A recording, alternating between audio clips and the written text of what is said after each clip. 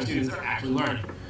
Here's why. Okay. Innovate Rise professors know them as a first-year biochemistry major and an A student. What their professors don't know about them is that they're using a powerful AI language model to finish those homework assignments. It would be simple assignments that include extended responses. Innovate Rise, who asked to use their Reddit handle to avoid detection by their college, told Motherboard. For biology, we would learn about biotech and write 5 good and bad things about biotech. I would send a prompt to the AI like, what are 5 good and bad things about biotech? And it would generate an answer that would get me an A.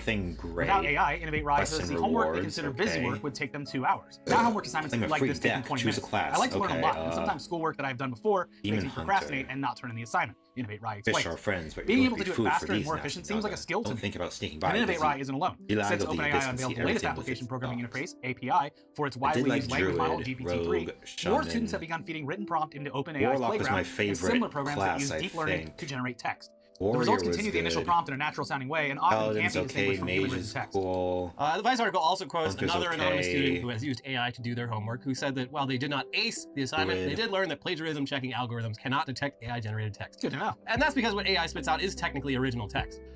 They also quote a post from the OpenAI subreddit where someone says, "Artificial intelligence allows me to get straight A's. I have been using this tool for quite some time and only recently came up with the idea to use it to write essays, answer questions about movies and books for school projects, and much more. I feel a little guilty about it, but I don't really care that much anymore.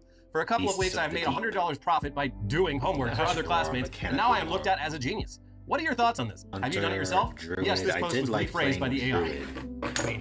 Had some fun. That is really smart. So you got to give the I forget street what smarts Demon credit. Hunter is. People look at me like I'm a genius. Well, the This AI will is not never good. blow up in your face. Well, if you make it the whole way through college and then don't leave a paper trail, you're probably fine. Yeah, depending on what you do when you get out of college. Oh yeah, no, of course. Yeah, no, if you're getting into a career that Yeah. is extremely vital, and they're gonna look back with extreme prejudice on your curriculum, then yes. It's almost like this guy doesn't know anything about the career that he got a Bachelor of Science in. Well, weird. you just keep the grift going. By that time, you're hoping that the Tesla bot's out, and you just feed it some code, and it does the job for you. Yeah, I mean, this is the one thing that higher. Let's see, I'm torn between mage and warrior. It pushes people beyond what any or shaman computer is capable of. Yeah. They make the workaround harder than doing the actual work. Yeah. It's a good way to do it. The article also quotes a professor who points out that this technology could just as easily be used by a professor to generate a lecture and even homework based on that lecture.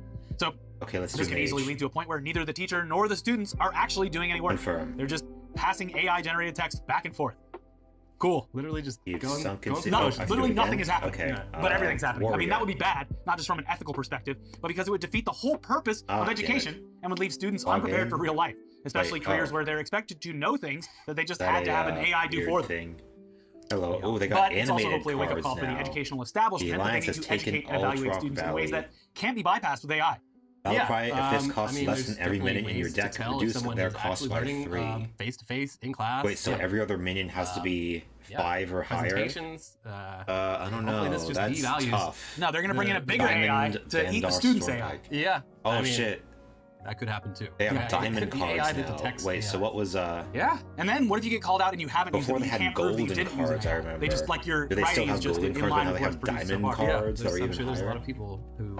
Okay, I mean, that's the thing is the students we'll are bad see at if we can use this. Need any actual Endar college essay. Stormpike. You're like, oh, this is kind of whack. Cost 4. AI It's is 4-4. So it's just like, okay, well. Jeez, I mean, must have been a kegger the other night. You can see where the AI clearly trails off. Yeah.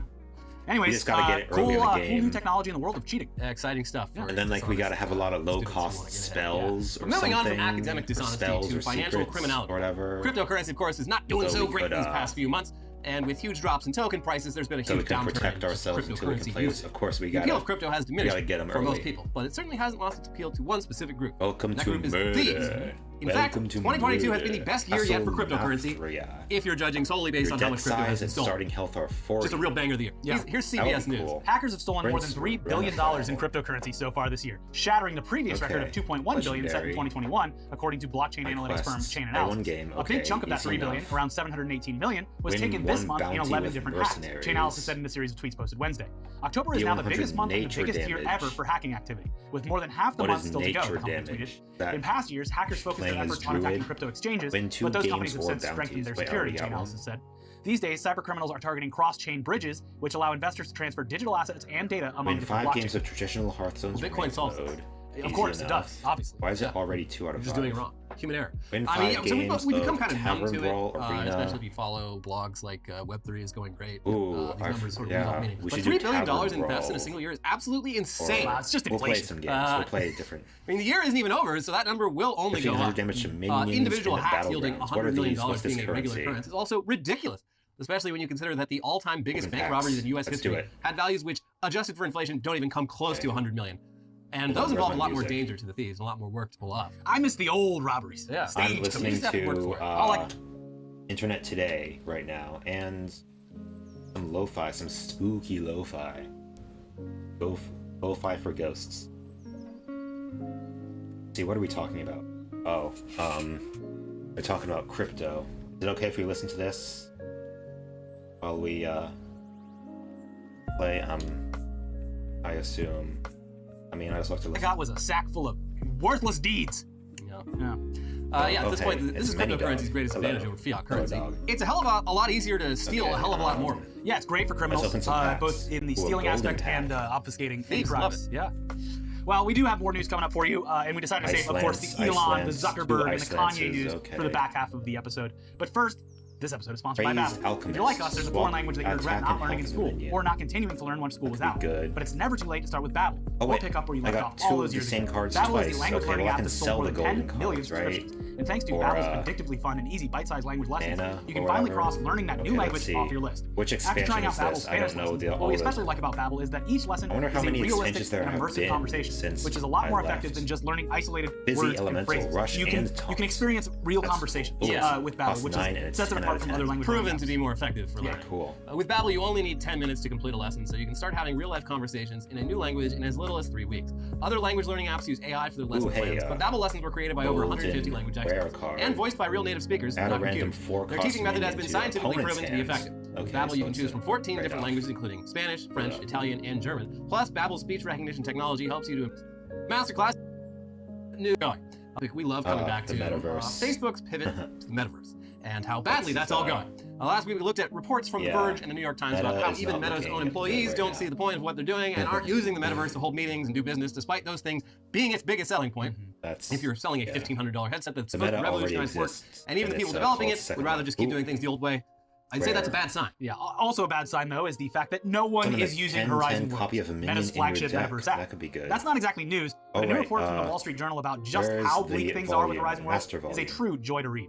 I mean, honestly, the whole article's gold, with gems in every paragraph, and since it's behind a very expensive paywall that we get to write off as a business expense, let's read some of those great selections. Here we go. Meta initially set a goal of reaching 500,000 monthly active users for Horizon Worlds by the end of this year, but in recent weeks revised that figure to 280,000. The current tally is less than 200,000, the document shows. Most visitors to Horizon generally don't return to the app after the first month, and the user base has steadily declined since the spring, according to the document, which include internal memos from employees. By comparison, Meta's social media products, including Facebook, Instagram, and WhatsApp, together attract more than 3.5 billion a figure equivalent to almost half the world's population. Horizon is currently reaching less than the population of Sioux Falls, South Dakota. Damn, calling out Sioux Falls like basically nothing. Statistically insignificant. Sort of like Sioux Falls, South Dakota. Might as well not even exist. If it disappeared, who would even know? Everyone that attends Sturgis every year. The red-blooded Americans who love seeing their presidents carved into beautiful mountains. Epic. Gambling. Replace your hand with random demons and give them 2/2. Horizon is designed to be a sprawling collection of interactive virtual spaces or worlds in which users appearing as avatars can shop, party, and work. Yet there are rarely any girls in the hot girl summer rooftop pool party, and in Murder Village there is often no one to kill. When it says even the company's showcase worlds such as Questies, a virtual arcade featured in a Super Bowl commercial earlier this year, are mostly barren of users. According to internal statistics, only 9% of the worlds built by creators are ever visited by at least 50 people. Most are never visited at all. Quote, empty worlds is sad. Several documents summarizing the company's efforts to herd users towards venues where they would encounter others. We've got a little sad world here. They should just literally get rid of all options and just merge everyone into one room. Yeah, because at least then you would get the main goal across of social interaction. I love getting my hands This is your I like how originally VR was like, we have to put privacy boxes around everyone or people are going to get a little too weird. And then now they're like, well, there's nobody around, so we have to actually shove two people together. Yeah, that's a decent strategy. You can have that one for free. Yeah, go nuts. If you're alone, it automatically just sucks in the nearest person. And forces you next to someone. Yeah. We all love being forced into social interaction. It's like that Be Real app, but for VR. Post now. Do it. I don't care if you're driving. Do it. Yeah, Here's some more. Okay. Horizon is accessible through Meta's Quest virtual reality headsets, which offer a range of games and activities.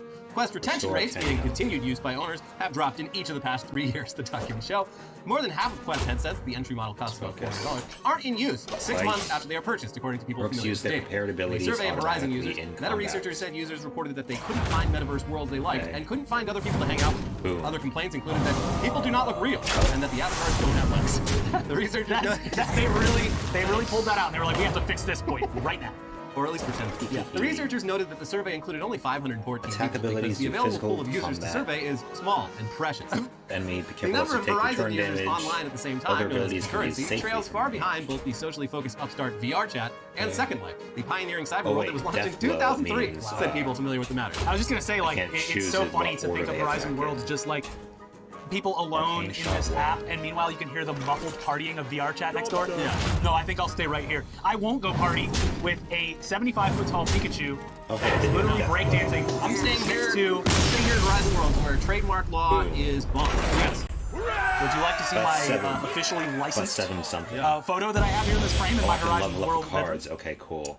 You know, I had to spend Ethereum. Did you see it was going around on Twitter today? But, nice hair. It's like from yes, can you please show some clips of that right here? Meta made like a Horizon Worlds version of the main area from the movie. Who damaged and like Jordan Peele, God bless his heart, is like he's like, oh wow, this is so amazing. They really did it, but like it just looks like it looks like Roblox. It looks like shit. Like it literally looks like Roblox. Even like the avatar, the custom avatar that they made for Jordan Peele, like it's like his face is like clipping through itself at certain points. Like they haven't figured out mustaches. His mustache like falls into his face, and it's just fucking it's so lame.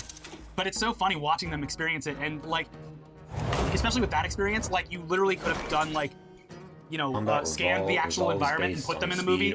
And there's ways that you can turn that into 3D and have it be believable.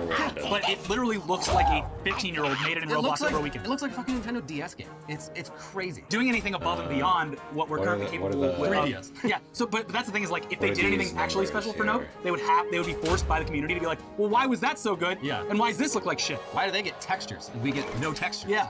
You said it was an artistic choice. We want more polygons. Here's a little bit more from the article. On a recent night, a female journal visited one of Horizon's most popular virtual worlds, the Soapstone Comedy Club. Oh no. It had about 20 users in it, all appearing as avatars. When the reporter introduced herself and tried to conduct an interview with a small group, one user replied, "You can report on me, baby." The same user then asked her to expose herself. One user who was flirting with a woman in the crowd was interrupted by what appeared to be his real-life girlfriend yelling obscenities at him in the background. According to the document, men outnumber women in Horizon by 2 to 1. One safety feature Horizon has introduced is an option for users to create the equivalent of a 4-foot personal boundary for their avatar to deter unwanted contact. The next day, a male journal reporter attended a house party in which he was one of 2 people in attendance. He and the other avatar jumped into a boxing ring and fought for a round while wearing jack-o'-lantern sparring headgear, then played beer pong. The other avatar never spoke, and the game ended after about 10 minutes. That was a Facebook employee. The reporter's avatar later fell into the pool and couldn't figure out how to get out. There was no one around to help. A third mercenary for your party. Sims. They're working with the Sims platform. Dorella. If you can kill people in the pools because they can't get out, gamers will love this. So yeah, a lot of people criticize Metaverse, but think of all the murderers that will not be killing people in real life. You take out the ladder so they can't get out. As soon as Horizon Worlds put the pools closed sign up, it is going to be over for them. They're gonna have the most traffic ever for like 2 days. Oh, that's and then just like have a hotel. That's an old internet meme. Pools closed due to AIDS. That's what's going on with the Metaverse right now. Things are against each other. Not looking great. But hey, if anyone can turn this ship around, it's Mark Zuckerberg. Of course. So yeah, clearly Mark Zuckerberg has his work cut out for him when getting this Metaverse thing to catch on. But that's nothing compared to the work ahead for Kanye West once he acquires Parler, a social media platform mostly known for being a place where January 6th rioters uploaded all that evidence that was later used to convict them. A honey trap, but delicious. Parler is at this point just one of many social media apps marketing specifically at conservatives who feel as though their free speech is being trampled on by Twitter. While having Kanye West at the helm will certainly generate new interest in Parler, it's a very weird match considering the Venn diagram of Kanye fans and MAGA Republicans. The intersection is very narrow. There's not a lot of. I don't think there's a whole lot of Kanye. There certainly is some, but just like with the Horizon World thing, the corporate world is going to take those and smush them together. No, whether they like it or not. Exactly. Yeah, it's a weird match. I imagine most people who in Parler actively hate hip-hop music. I've hated it since like 1990. The idea that anyone has more like crap. That anyone has morals and isn't just using Kanye as you know, it's like the Herschel Walker thing. It's like obviously you don't care about these issues. Herschel Walker. He pulled out a fucking badge during the debate and also paid for an abortion. You know, a lot of other. Hellstream. Hey, that's important. It's like the See that gem above your target's head? Pay attention to it. He's black. It means you can expect more fighters. And they start frothing at the mouth. Oh, more fighters. Like, no, you don't. And a sports star? You don't understand. He's been hit in the head so many times that he's literally insane. Yeah, a lot he's of a physical danger to his family. Also, a total hypocrite. They're using Kanye. So, well, there you go. Kanye's anyway, it doesn't help that the free speech that got Kanye booted from Twitter was just straight only up 3 mercenaries can be in combat. And while there was maybe some room for plausible deniability about that at first, he has very enthusiastically doubled down on it and expanded upon it in multiple interviews since being locked out of Twitter. It's clear what he meant. Update, that podcast that he did over the weekend that got him into even more trouble, they ended up taking that down. Yeah, for very valid reasons. And issuing an immediate apology. Yeah, he did an interview with Chris Cuomo on some news channel I didn't know existed. Wherever Chris Cuomo works now that he's not on CNN anymore. He did a long interview with Kanye, seemingly just in his car. He's like no light. It was like a 20-minute interview, and Kanye is he really. Oh, he did Piers Morgan too. Back an enemy. Yeah. And he did not back down on that either. He was like, I apologize if anyone thought what I said took it the wrong way or something. I apologize if I offended you, but I don't apologize for. Very specific. Both him and recently Trump is doing that as well. Oh shit. It's a very unnerving feeling going on. Never a good sign when the topic of the Jews comes up this often. Oh, we can replace it. It's so angering because everyone, it's like, if anything bad happens, just like how people always just like, well, you know, obviously I would have never sided with the alliance. People back in World War II. Of course. But now it's like, the signs are all here right now. They're saying it. Yeah. Just coming out and fucking saying it. Anyways, is Parler going to be like the go-to social media platform for anti-Semites then? Probably not. Gab beat them to it by several years and has the kill count to show for it. So yeah, this deal doesn't really make much sense for Kanye or for Parler, but it's happening apparently. Now, in our previous episode, we speculated that this was all just crafty Candace Owens exploiting a very wealthy, very mentally ill man by having him purchase a failing company run by her husband. And it seems we may have actually been onto something there, because here's the verge. On Monday, Kanye West, now legally known as Ye, announced that he would buy Parler, an alternative social media platform, in a surprise move that has sparked both interest in the platform and concern for the billionaire rapper's plans. But the move comes at a perilous time for Parler, which has seen months of stagnating usage and at least one attempt to find a buyer for the platform before Ye. According to a source familiar with the discussion, Parler's parent company, Parliament, has been trying to offload its social media platform to potential buyers over the last few years. One prospective buyer described Parliament's asking price for the platform as wildly inflated and said they were stunned by the site's low number of daily active users. We still haven't seen a number. There is the target. Yeah, just whatever it is, analysis from like third-party stuff is what we've seen basically. Yeah, I think they estimated it's like around like 55 million. That was like one estimate I saw. Parler? Yeah. 55 million daily active users? No, like money, dollars. Okay. Yeah, how much it's worth? I thought you were talking about like getting a peek under the daily active users. No, they know the daily active users. The number of daily active users is apparently around 50,000, which is basically the other guy die? Oh no, compared to I liked the other. The hot girl died. It's like no. Sioux Falls makes that Parliament user base look like what makes Sioux Falls look like New York City. I'll only let you keep getting away with your South Dakota bashing because their governor is a piece of shit. Oh. Anyway, I would get them back. So, it's like one little neighborhood in Sioux Falls, one suburb of Sioux Falls. River I don't know anything about Sioux Falls, but. It's not a lot, 50,000. And apparently Parler has been looking to get out of the social media business for a little while, with the name change of its parent company to Parliament Technologies in part of a broader strategy to focus more on stuff like providing cloud services for other controversial websites. Will be easier to kill, right? See how that works out. I mean, it makes sense. The article describes multiple ways that Parler has tried to generate something resembling a profit lately. Over the last year, there have been more immediate signs that the company was scrambling for revenue. In March, the platform launched an NFT marketplace called Deep Red Sky. Oh, nice. But it has largely failed to gain traction. The current feature collection, a series of tokenized portraits of the conservative commentator Brandon Tatum, priced at $50 each, has sold only 3 tokens.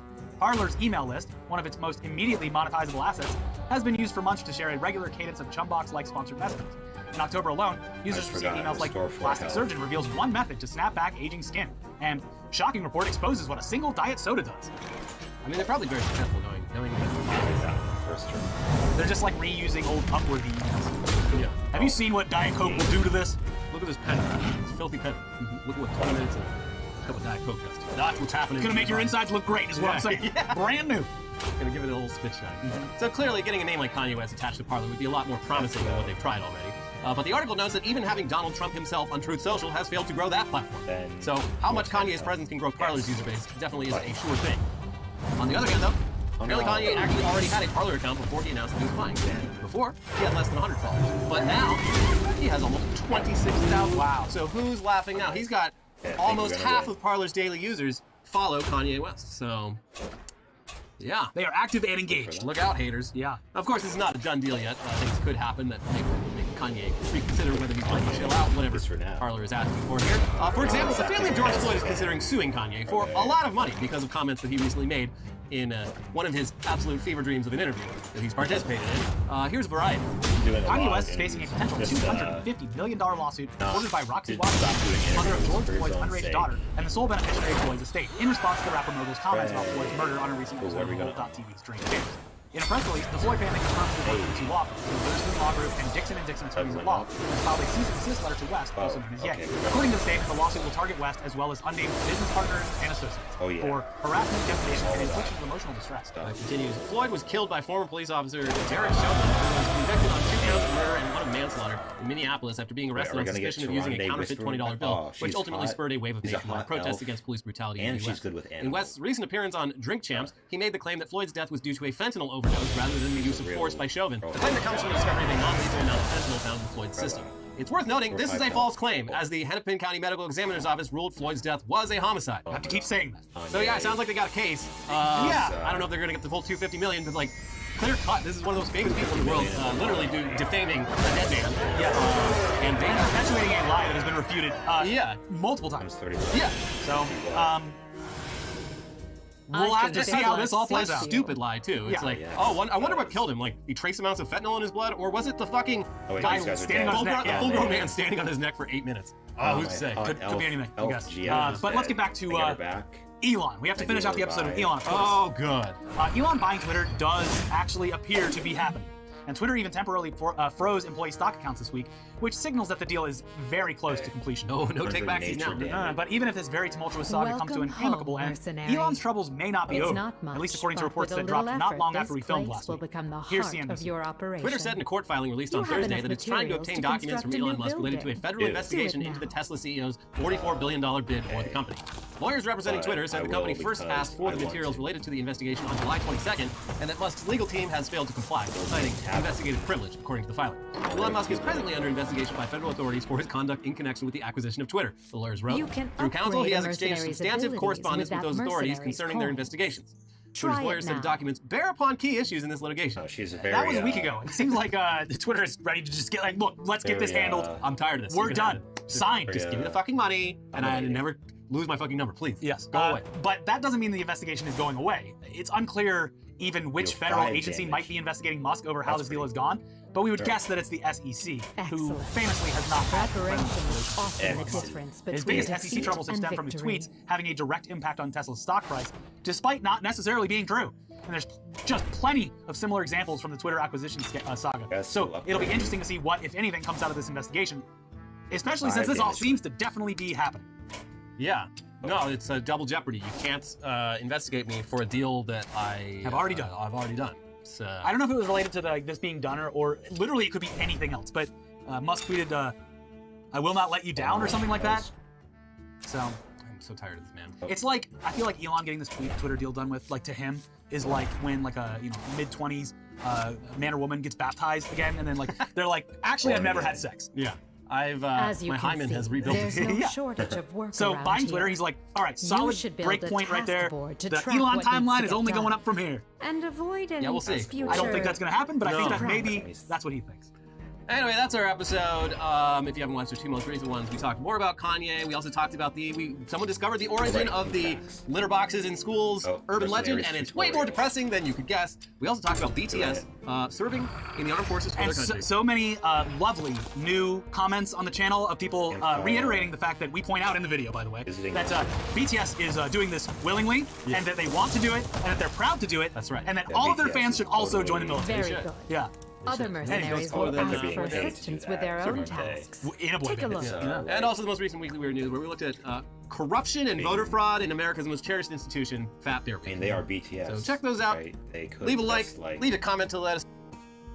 BTS could just like move another like. They could. I mean, they're rich. But yeah, I wonder how much.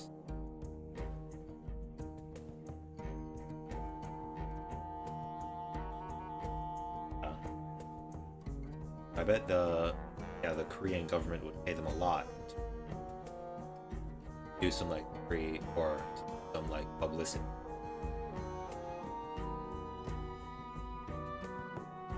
Yeah, BTS being in the military would be like for Americans, like if Beyonce joined the military, or who's like the biggest like pop star? Oh, and Weekend. Imagine, yeah, if you're in battle, like if you're invading like Afghanistan, if we go back in, fix everything, you just like you're like, hey, give me some cover, and you look over and it's Weekend's all rifle, like hiding behind. That'd be sick.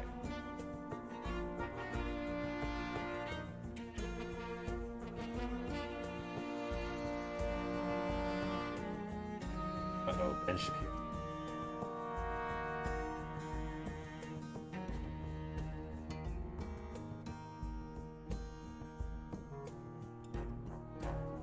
Oh, and it's a masculine. Honestly, he doesn't really. You'll need transportation to your next mission. Where's that mage? Remiss if I did not comment on a guy who apparently is a YouTuber and gamer of some sort. I'll admit, I have not followed his work at all because frankly, it doesn't seem particularly noteworthy. He's a YouTube star, apparently named Ethan Klein. Okay? And he apparently has some problems with me that culminated in him suggesting that if there's another Holocaust, I should be the first to go. Which, last I checked, is the sort of thing that gets you kicked off of YouTube if you are a right-winger, but apparently he's a big... Well, it did get him kicked off of YouTube, so, you know, you got it. You got it, Ben. He's trying hard to pretend. He might not actually know. I mean, he might not actually know, because he is a goober. Left-wingers, that's totally fine. There is Ethan Klein being a delightful human being. I was just gonna say, if there's another Holocaust, if they start rounding up the Jews again, I hope Ben gets gassed first. Well, that's nice. See, I have a rule generally, which is I don't want people killed in the Holocaust. Yeah, unless they're Palestinian, in which case, you know, then that's fine and cool and good. I love that, actually. Inject that shit directly into my veins. He hates cancel culture, Ben, unless it's, you know, someone who he does not consider to be an ideological ally. Like, if another Holocaust happens, despite the fact that Ethan Klein seems like a rather unpleasant human being, I would hope that both he and his family would escape. It seems like, also worth noting here, that Ethan Klein, who is chuckling about the Holocaust there, he seems particularly fond of Hamas, which is an actual genocidal terrorist who killed Jew in the Middle East. Ah, dude, come on, bro. Come on, bro. There it is. There it is. There it is, dude. I've said this time and time again. You could be as fucking anti-Semitic as you want, as long as you sit there and say, Israel is so sick. I love Israel. It's my favorite country. They've never done any wrong. Ben will defend you. He has. He's defended Ann Coulter. I told you. I told you. That's the only thing he fucking cares about. He's like, nope, that's fine. Straight up, dude. Straight up. Okay, your patience grows thin. Well. Yeah. What a bore. He loves Hamas. That's why he said it. He wants the Holocaust to happen. Barons, because he loves Hamas. He wants to hug and kiss Hamas. In 2011, in 2021, he actually lied about the state of Israel and Hamas and basically soft-pedaled Hamas's terrorism. He said he's really... That's not even true. Like, we had this conversation earlier today, for the record. We had this conversation earlier today on the Leftovers podcast. I have brought you the ultimate transportation solution, an organic quadrupedal velocity device. It's a horse. I asked for a velocity portal. Device. Miss, if I did not comment on a guy who apparently is a YouTuber and gamer of some sort. I'll admit, I have not followed his work at all because, frankly, it doesn't seem It's particularly settled. noteworthy. Get everything you need and be on your way. And take Manastorm with you. Perhaps a little ride on his pony will refresh his knowledge of the arcane.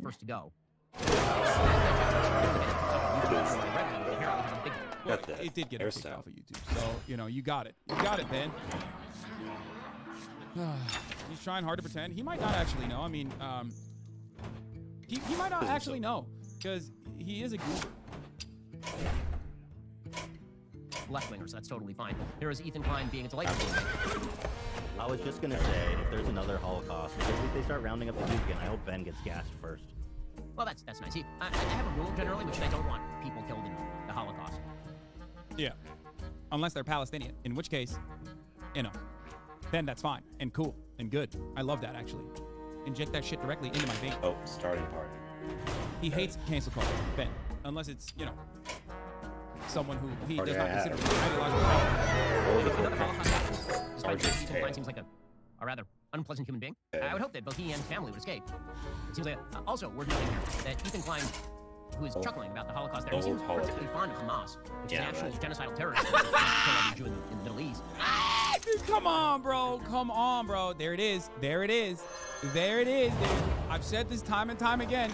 You could be as fucking anti-Semitic as you want, as long as you're I'll admit, I have not followed his work at all because, frankly, it doesn't seem remiss if I did not comment on a guy who apparently is a YouTuber and gamer of some sort. I'll admit, I have not followed his work. Particularly noteworthy. He's a YouTube star. Ethan Klein. Will compensate for his weakness. And these guys. He apparently has some problems with that culminated in him suggesting that if there's another Holocaust, he's the first to go. Which, last I checked, is the sort of thing that gets you kicked off of YouTube if you are a right-winger, but apparently he's a big... Well, it did get him kicked off of YouTube, so, you know, you got it. You got it, Ben. He's trying hard to pretend. He might not actually know. I mean, he might not actually know, because... That's totally fine. There's Ethan Klein. If we could start rounding up the Jews again, I hope Ben gets gassed first. Well, that's what knowledge the Holocaust. Yeah. Unless they're Palestinian, in which case, you know, then that's fine and cool and good. I love that, actually. Inject that shit directly into my vein. He hates cancel culture. And we got it. Someone who is not considered to be an ideological ally. If another Holocaust happens, despite the fact that Ethan Klein seems like a rather unpleasant human being, I would hope that both he and his family would escape. It seems like also worth noting here that Ethan Klein, who is chuckling about the Holocaust there, he seems particularly fond of Hamas, which is an actual genocidal terrorist who kill every Jew in the Middle East. Dude, come on, bro. Come on, bro. There it is. Okay. There it is. There it is, dude. I've said this time and time again. You could be as fucking anti-Semitic as you want, as long as you sit there and say Israel is so sick. I love Israel. It's my favorite country. They've never done any wrong. Ben will defend you. He has. He's defended Ann Coulter. I told you. I told you. That's the only thing he fucking cares about. He's like, nope, that's fine. What is critical damage? Straight up, dude. Straight up. Hitting the timeline. Daily one. Yeah. Oh, damage. No, he loves Hamas. That's why he said it. He wants the Holocaust to happen. Because he loves Hamas. He wants to hug and kiss Hamas. In 2011, in 2021, he actually lied about the state of Israel and Hamas and basically soft-pedal Hamas's terrorism. He said the Israeli... That's not even true. Like, we had this conversation earlier today, for the record. We had this conversation earlier today on the Leftovers we will podcast. Avoid the alpha, unfortunately, you will not have access to because Ethan took it down and then got suspended. So he won't even be able to upload it. Ethan is now suspended for a week because the immediate reaction campaign, the manufactured outrage from literally everyone that was defending Kanye West, or basically turning a blind eye to the anti-Semitism expressed by Kanye West. What happened to Matt? Decided, oh shit, we gotta, you know, we remember, we care about anti-Semitism, and decided that Ethan Klein, who is Jewish, and literally has an Israeli citizenship, his wife in Israel, was actually, not trying to make a broader point about how, you know, Ben Shapiro and Ben Shapiro's allies are unironically agitating for, you know, unironically agitating for their things ability like would have been the Holocaust. best to you. Oh yes, this does affect. Uploaded the Rumble. Great. That's right, baby. Let's go. It's making me sick. This is in the middle of the Gaza war, started by Hamas. And we sure deal damage equals at this attack. Ridiculous. Okay, it was yet another Israeli campaign into Gaza as they were mowing the grass, as they call it. Okay. Center of Israel. Even if Hamas is operating out of a civilian building, it doesn't justify the total destruction of that building. It's inhumane. It says, as a dual citizen, I love Israel and the Israeli people. They deserve a government that actually believes. Literally, the fucking lightest criticism you can apply to Israel, like bombing the shit out of one of the areas. Oh right. Okay. Israel bombed the Associated Press Al Jazeera building, and then like you criticize even a little bit. Okay, it doesn't matter if you're Israeli. It doesn't matter if you're Jewish. Literally, you criticize it a little bit, Ben Shapiro will come for you. Okay, he just turns around and makes that seem like that's not a big deal. That's not a problem. That's nothing. Holy fuck. Meanwhile, he is Candace Owens' boss and considers Candace Owens' defense of Kanye West's anti-Semitism. It's a matter of disagreement. Just a little bit of a disagreement. It's not a big deal. Why did he come for you? He's come for me before. He called Milhouse. me describing tactics that they taught the American police force after 9/11 to be blood libel. Which, of course, you know, is well documented, I guess. Blood libel. He compared it to straight up blood libel. You know, lies told by Jewish people to justify Holocaust. That's what he compared. That's one of the Smurfs. Twice. Anyway. Stop defending it, man. Says the youngest BB boomer. No, I said it. I said exactly what I said earlier. That's nice. Which is that Ethan's sentiment was problematic. So. It was aggressive, and it was going to get clipped out, and people were going to fucking shit on Ethan for it. Of course. Not only that, but I also mentioned to Ethan earlier today that having heated moments like that undermines the overarching message that you're trying to put together, because people are going to literally use that against you and weaponize it. And I'm saying this because this happens to me all the fucking time, every single day. There's a better way to word things than somehow get fucking mad. Death's head cultist. These guys are very easily looking for any way to deflect away from the anti-Semitism conversation. They have been caught. Kanye West is their main champion now, and he's saying a bunch of insane anti-Semitic nonsense. So how do you shift attention away from that? You shift it away to anyone and everyone that you can call anti-Semitic. That's precisely why they did that. I fight. For Elul. Peace and not force and violence. The ultra-right among the rich fueled by religious zeal enabled by the Israeli government. I wish the settling and repossession of Palestinian land would stop. I wish the bombing in Gaza would stop. Bro, he's more mad. Dude, this is so funny. Oh, why would I use He's literally more mad about Ethan's statements that are like, I would say, on the lighter side. With respect to criticizing Israel. He's more mad about that than Ethan saying what he said about the Holocaust, okay? Even though his overarching point was that, like, Ben is going to be responsible for the next one. That's fucking hilarious, okay? Like, he says, Ethan Klein, I wish the bombings in Gaza would stop. Ben Shapiro, this is literally apocryphal. This is the worst thing that Ethan Klein could have ever said. Significantly worse. The most anti-Semitic thing I've ever heard in my entire life. Ethan Klein, Palestinians are human beings. Ben Shapiro, like, do you see this? Do you see this? I cannot see how unbelievably anti-Semitic this bad Jew is. Because that's what he's saying. Ben is saying that Ethan Klein is a bad Jew. Ben has said that there are such things as bad Jews, okay? He has said it time and time again. He calls anyone anti-Semitic. This is his sentiment about, obviously, Arabs, Palestinians in general, okay? Hashtag settlements rock. Yeah, Donald Trump was talking about the bad But also on top of that, he has literally time and time again said there are such things as bad Jews, okay? Anyone who does not subscribe to Ben Shapiro's monolithic approach, okay? I don't know if to defending Israel unconditionally, regardless of how violent and how inhumane its treatment of Palestinians could be. We already have. If you criticize it, you're a bad Jew. That's what he says. I know this tweet is also blocked in France and Germany, by the way, because, you know, it is a horrible thing that he said. Go. Ben Shapiro, who was happy to perform a purity test on me and declare me a bad Jew for criticizing Israel, host Candace Hitler just wanted to make Germany great again. Owens on his website, The Daily Wire, he's constantly excusing, enabling, and platforming anti-Semitism. Hold on, I gotta get this. Fuck, hold on. Play the tanky character first. The offensive character. And yeah, let's keep the hot elf girl. I must know more. Oh.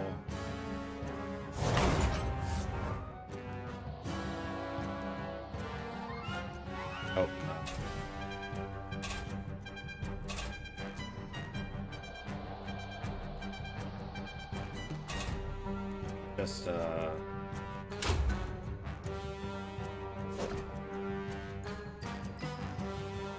oh, this is the death cultist. Didn't fight her. I mean, not the other guy.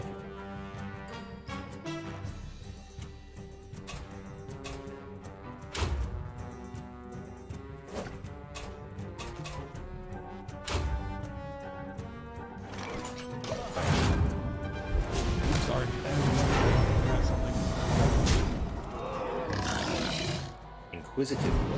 The joke that I made, I was suspended for simply points at the bench, just because being said by his Christian national friends as white will only ever be seen by them as a useful idiot, and sadly for him, a Jew. People reporting me, except Ben, are tiki torch carrying white Christian nationalists. They do not give a fuck about anti-Semitism or Jewish people. They revel in the fact that YouTube and other institutions are so quick to act on bad faith and malicious outrage. It's true. This stuff is true. They're currently the greatest beneficiaries of cancel culture, identity politics, and moral outrage. It's incredible that they've become the party of free speech while decrying and lobbying for my deplatforming. They both condemn and defend cancel culture in the same breath. I, unlike many who dismiss me as woke, spend hundreds of thousands of hours actively fighting the strength of our First Amendment. Our first lawsuit against Matt Hawkins, published on copyright.gov, is a seminal case for fair use and is often cited. Our current laws for Brian Kavanaugh seem to accomplish the same. I will not back down. I will be silenced by bad faith provocateurs. I make no apologies. Ben Shapiro says factual and care about your feelings if only he meant it.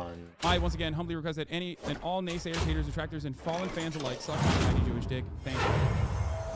So, while I do think that personally, he said things that he said something that like opens to a lot of criticism. Okay, so I want to do damage with this, right? It's coming from people like this. The Jewish people have always been plagued by bad Jews, undermining from within. In America, those bad Jews largely vote Democrat. I've posted these a lot, but like he's pretty anti-Semitic himself, from gatekeeping the religion, using terms like globalist, using the bad Jew narrative, and so much more. Also, Netanyahu previously downplayed Hitler's anti-Semitism, so as Candace Owens to be fair to her. He's not Jewish in any other way. He's militant at work, and should not be an electoral merit. I have no comment on the Jewish space laser. That, of course, is the first rule of the Jewish space laser. The second is we don't roll on Shabbos. These are jokes, though. Like, these are literally fucking... Like, these are things that Ben Shapiro is allowed to say. Like, that's... Those are things that he's allowed to say. The Jewish people... This, on the other hand, is a bad face fucking thing to say. This is a bad and anti-Semitic thing to say. The idea that, like, all Jews are supposed to be...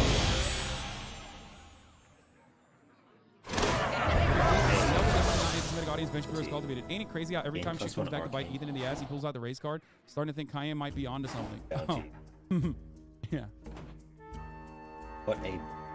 Starting to think. Motherfucker, when have you not thought that? Like, let's be real. It's not Kanye that made you anti-Semitic, okay? Yeah. You were already anti-Semitic.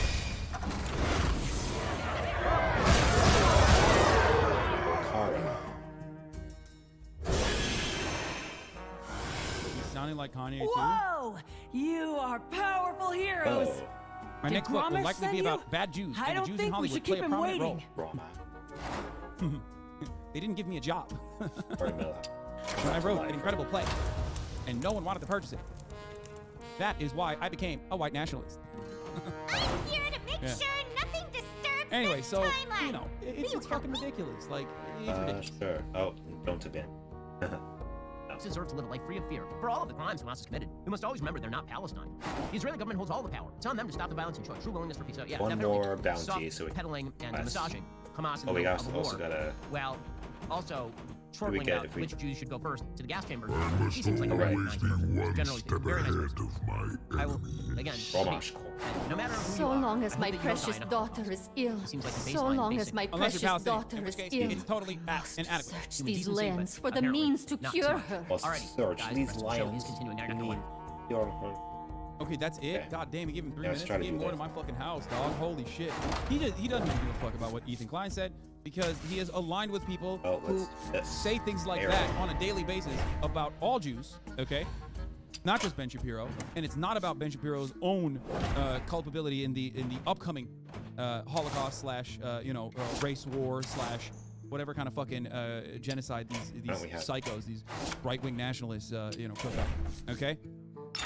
That's why he doesn't give a shit about what Ethan Klein said, okay? He probably hears it from his own side regularly. Do you think Shapiro believes this shit, or is he adopting these views for money? I think that he believes a lot of it. I think that's, yeah. Oh, let's see. 2022 shaping up to be even worse year than 2016, maybe even 2020.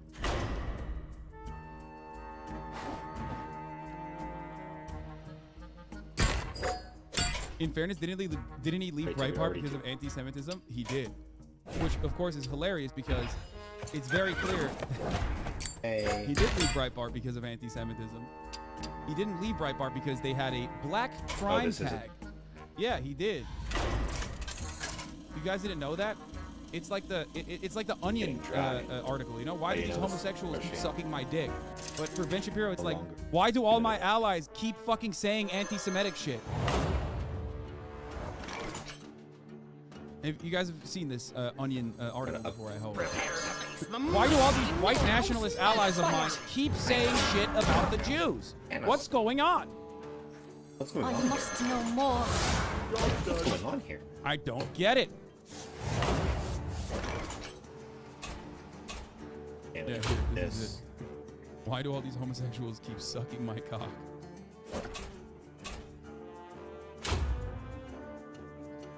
If I'm so straight. Ben Shapiro celebrating the literal Nazi mass murder and torture-led effort to capture Che Guevara is the least surprising thing ever. How Nazi butcher Klaus Barbie helped kill Che Guevara and unleash the global cocaine scourge. Listen, sometimes you ideologically align with these people. Communism doesn't work.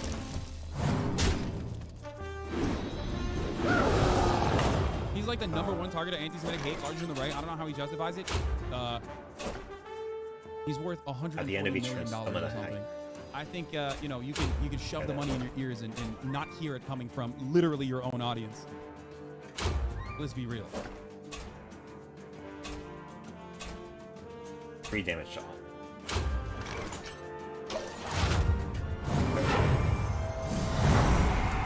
Oh shoot.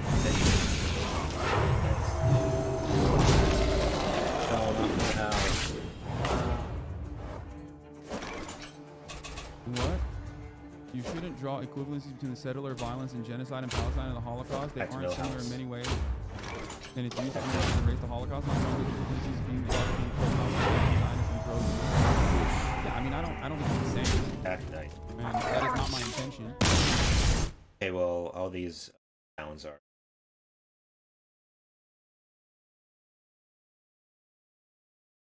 No, that person is being genuine. You guys are being fucking silly, okay? Calm down. Instead of jumping down someone's throat. No. It's semantics for the most part. Let's be real. Okay? And never want the Holocaust to happen to anyone. Remiss if I did not comment on a guy who apparently is a YouTuber and gamer of some sort. I'll admit, I have not followed his work at all because frankly it doesn't seem particularly noteworthy. He's a YouTube star, apparently named Ethan Klein. Ring of Protection. And he apparently has some problems with me. All casters that culminated in him suggesting that if there's another Holocaust, he's supposed to go. Which, last I checked, is the sort of thing that gets you kicked off of YouTube if you are a right-winger, but apparently he's a big... Well, it did get him kicked off of YouTube, so, you know, you got it. Give all casters plus 15. Oh.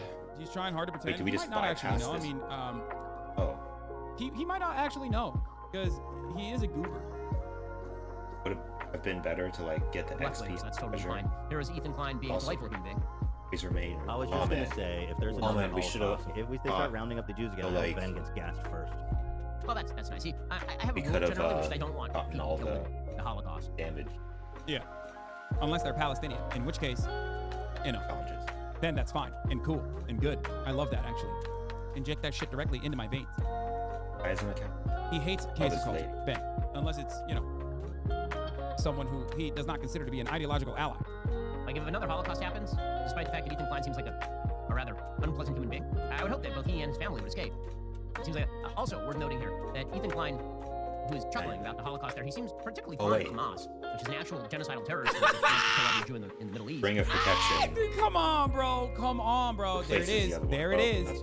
There it is, dude. I've said this time and time again. You can be as fucking anti-Semitic as you want, as long as you sit there and say Israel is so sick. I love Israel. It's my favorite country. They've never done any wrong. Ben will defend you. He has. He's defended Ann Coulter. I told you. I told you. That's the only thing he fucking cares about. He's like, nope, that's fine. Yeah, just straight up, dude. Straight up.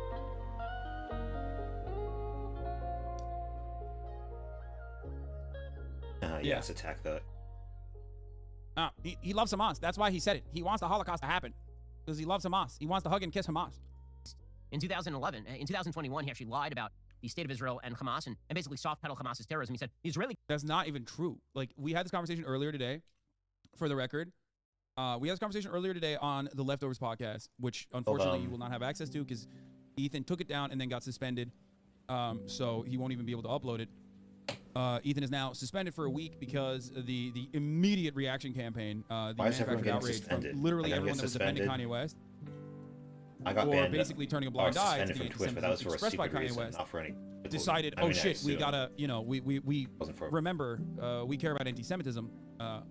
And decided that Ethan Klein, who is Jewish, and literally has an Israeli citizenship, and met his wife in Israel, was actually, not trying to make a broader point about how, Ben Shapiro and Ben Shapiro's allies are unironically agitating for,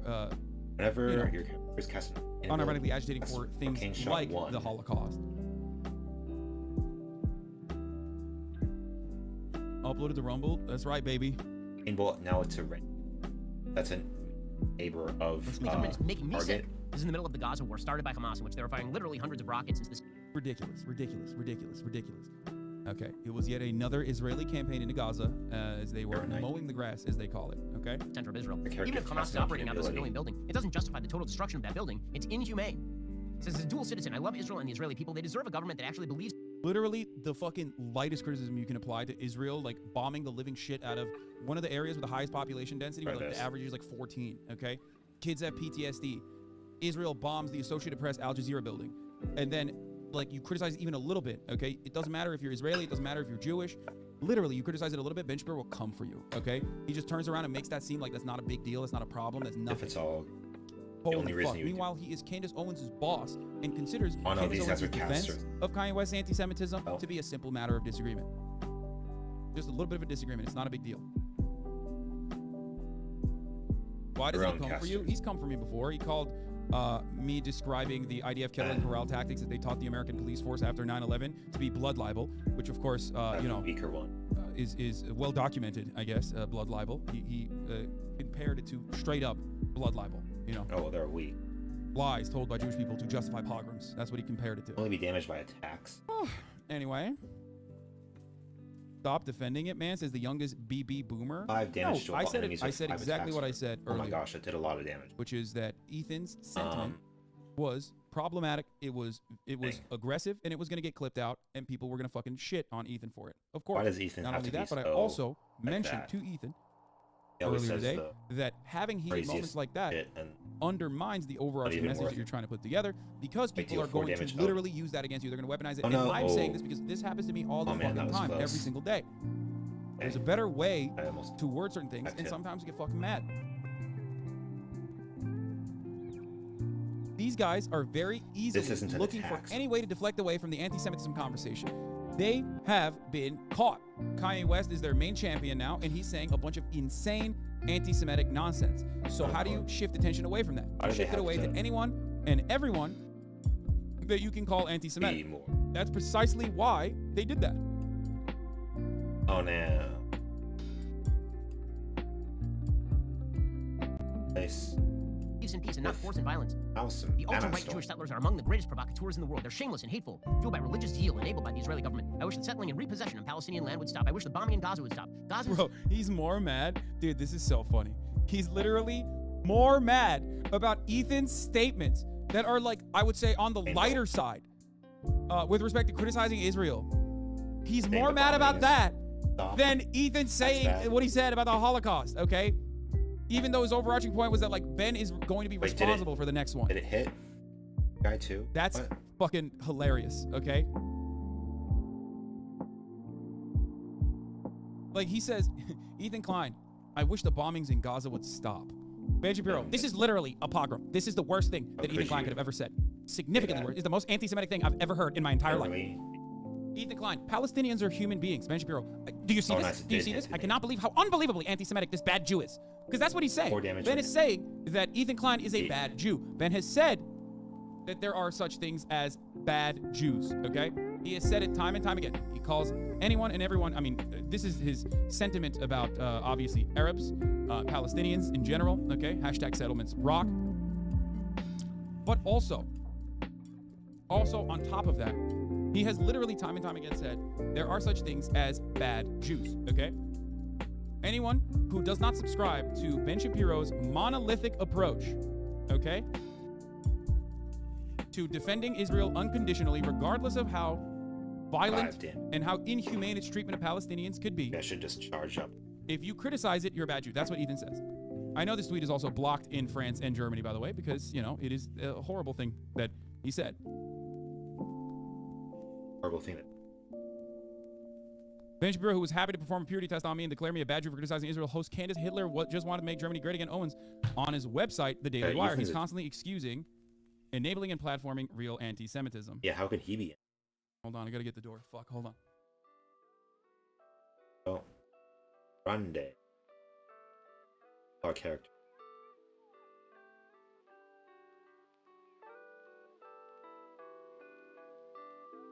Hey, oh, right. Arcane damage affects the whole. Oh, we won. Ooh. Marshmallow.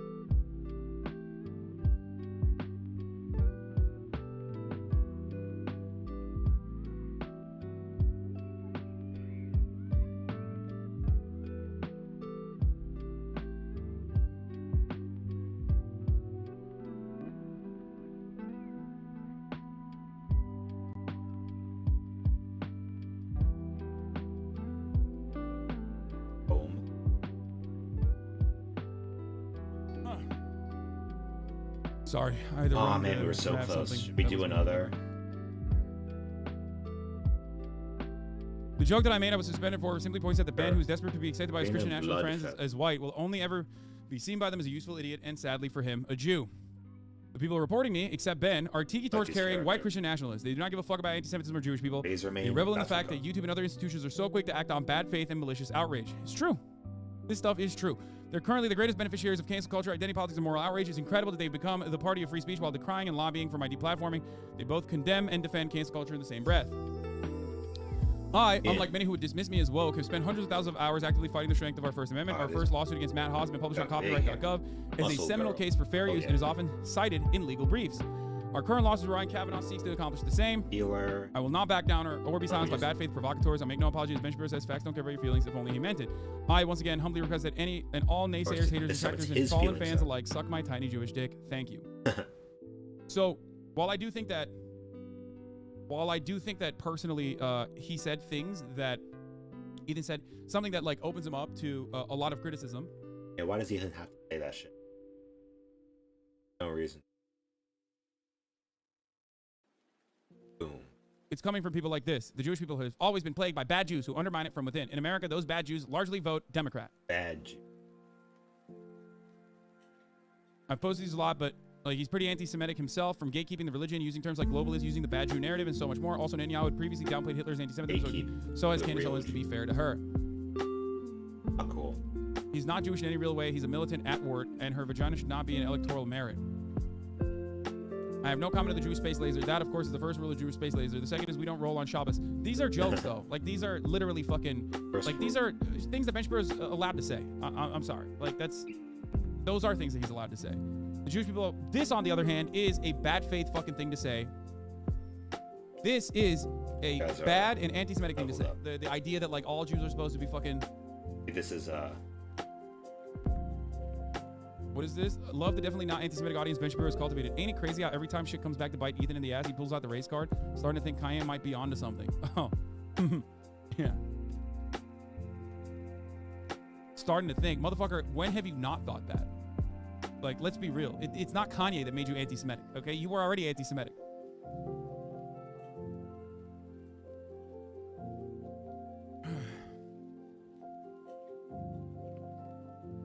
He's sounding like Kanye too. Actors in both. I don't. My next book will likely be about bad Jews, and the Jews in Hollywood play a prominent role. XP. They didn't give me a job. When bad I wrote Jews an in incredible Hollywood. play, and no one wanted to purchase it. Didn't appreciate my talents. That is why I became a white nationalist. Yeah. Anyway, so you know, it's fucking ridiculous. Like, it's ridiculous. Deserves to live a life free of fear. For all of the crimes Hamas has committed, we must always remember they're not Palestine. The Israeli government holds all the power. It's on them to stop the violence and show a true willingness for peace. So yeah, definitely soft pedaling and massaging Hamas in the middle of a war, while Also, chortling about which Jews should go first to the gas chambers. He seems like a really nice person, just generally, very nice person.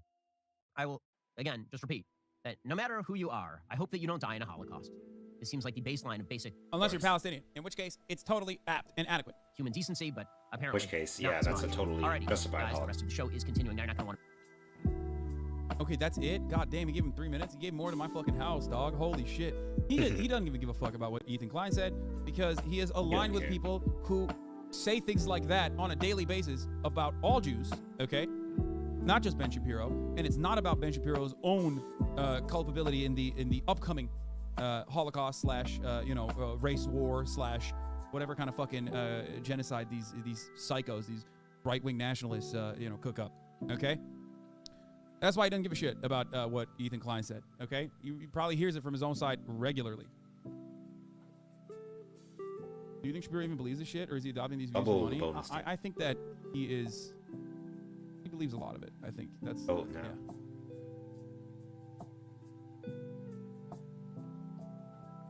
2022 shaping up to be even worse year than 2016, maybe even 2020.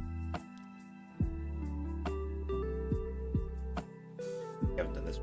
That's sick. In fairness, didn't he leave Breitbart because of anti-Semitism? He did, which of course is hilarious because it's very clear he did leave Breitbart because of anti-Semitism. He didn't leave Breitbart because they had a black crime tag. Yeah, he did. You guys didn't know that? It's like the Onion article. You know, why do these homosexuals keep sucking my dick? But for Ben Shapiro, it's like, why do all my allies keep fucking saying anti-Semitic shit? Yeah, if these are really... You guys have seen this Onion these guys are really homosexuals. Why do all these white nationalist allies of mine keep saying shit about the Jews? What's going on? What's going on here? Strange. I don't get it. This keeps happening. And nobody has an answer for it. Yeah, here, this is it. What's going on here? Why do all homosexuals keep sucking my cock?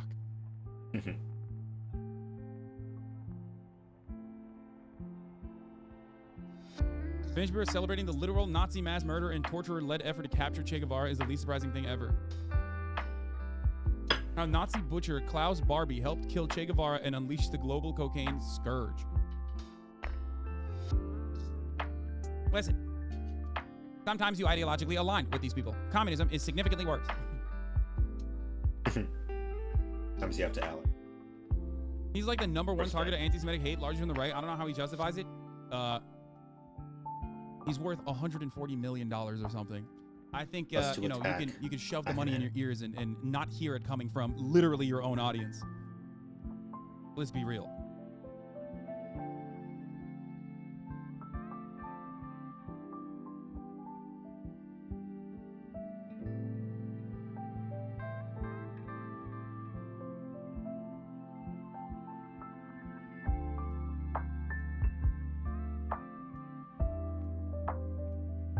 What?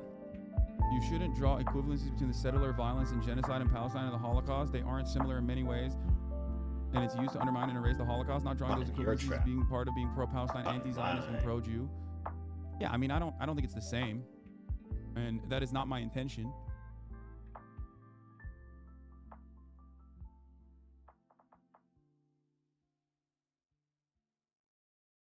No, that person is being genuine. You guys are being fucking silly, okay?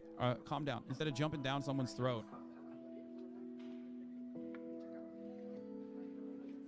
It's semantics for the most part. Let's be real. Okay? And I'm only using it in this respect because Ben's like, I would nener want the Holocaust to happen to anyone. And I just added it on to the end part where I said, unless it's the Palestinians. But I see what the point is, what the perspective is. He's literal filled as a trash version, and his person can be so uncracked you hit a headshot. They're both 8. I might as well. Go into a Civil War reenactment of slaves? No, I don't want to do that. No, you can make Nazi comparisons, I think. Like, Nazi comparisons can be valid, but directly stating that it's exactly the same as the Holocaust is not. I understand that, which is not what I was saying.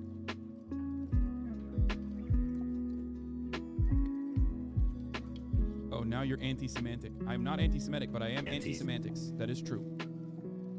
I do get annoyed with semantics from time to time.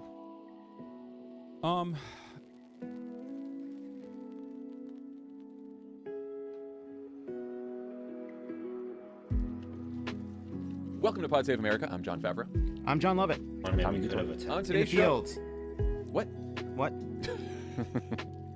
On today's show, Donald Trump asks if Mitch McConnell has a death wish. Republican Senate candidates are polling better. The House is still in play. And later, we sit down with our old friend and colleague Cody Keenan to talk Obama speechwriting and his new book, Grace. All right, let's get to the news. So one storyline of these midterms has been the will they or won't they dynamic between Donald Trump and Mitch McConnell. The latest chapter started when Trump truthed. So many things start when Trump truths. He's really truthing a lot these days. He's truthing his ass off. All right, so Trump truthed that McConnell's support for the Democrats' continuing resolution to fund the government means that he has a death wish and, quote, must immediately seek help and advise from his China-loving wife, Coco Chow, which is Trump's racist nickname for former Trump Transportation Secretary Elaine Chao.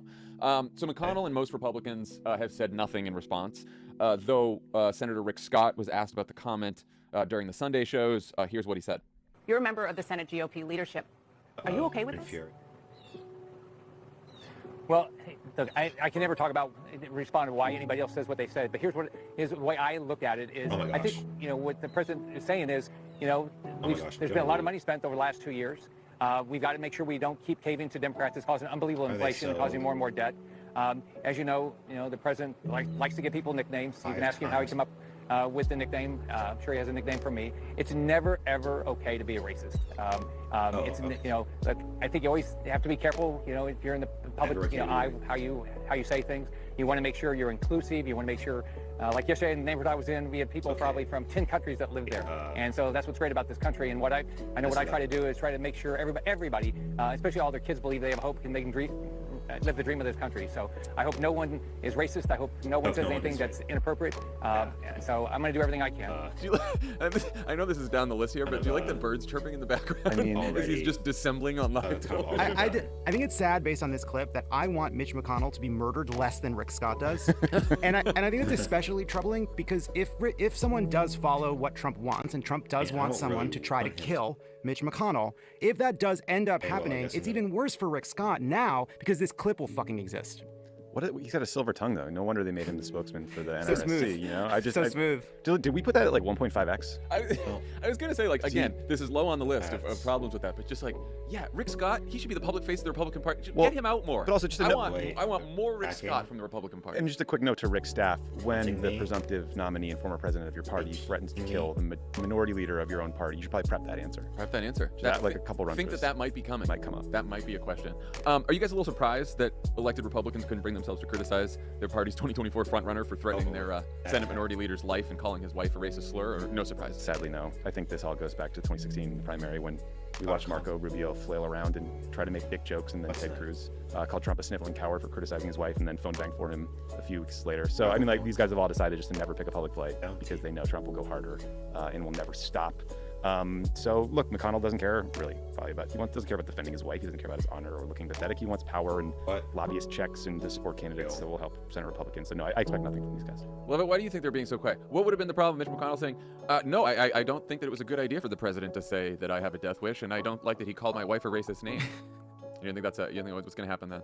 Well, I feel like they've abandoned. So the reason to do that, obviously, I have to claim it. Trump's reprehensible. And it's also just the most natural response when someone threatens your life. Yeah, there is that. Threatens your life and calls your wife a racist name. Yeah, you'd think. But look, I don't know if you've noticed, but Mitch McConnell's a pretty cynical guy.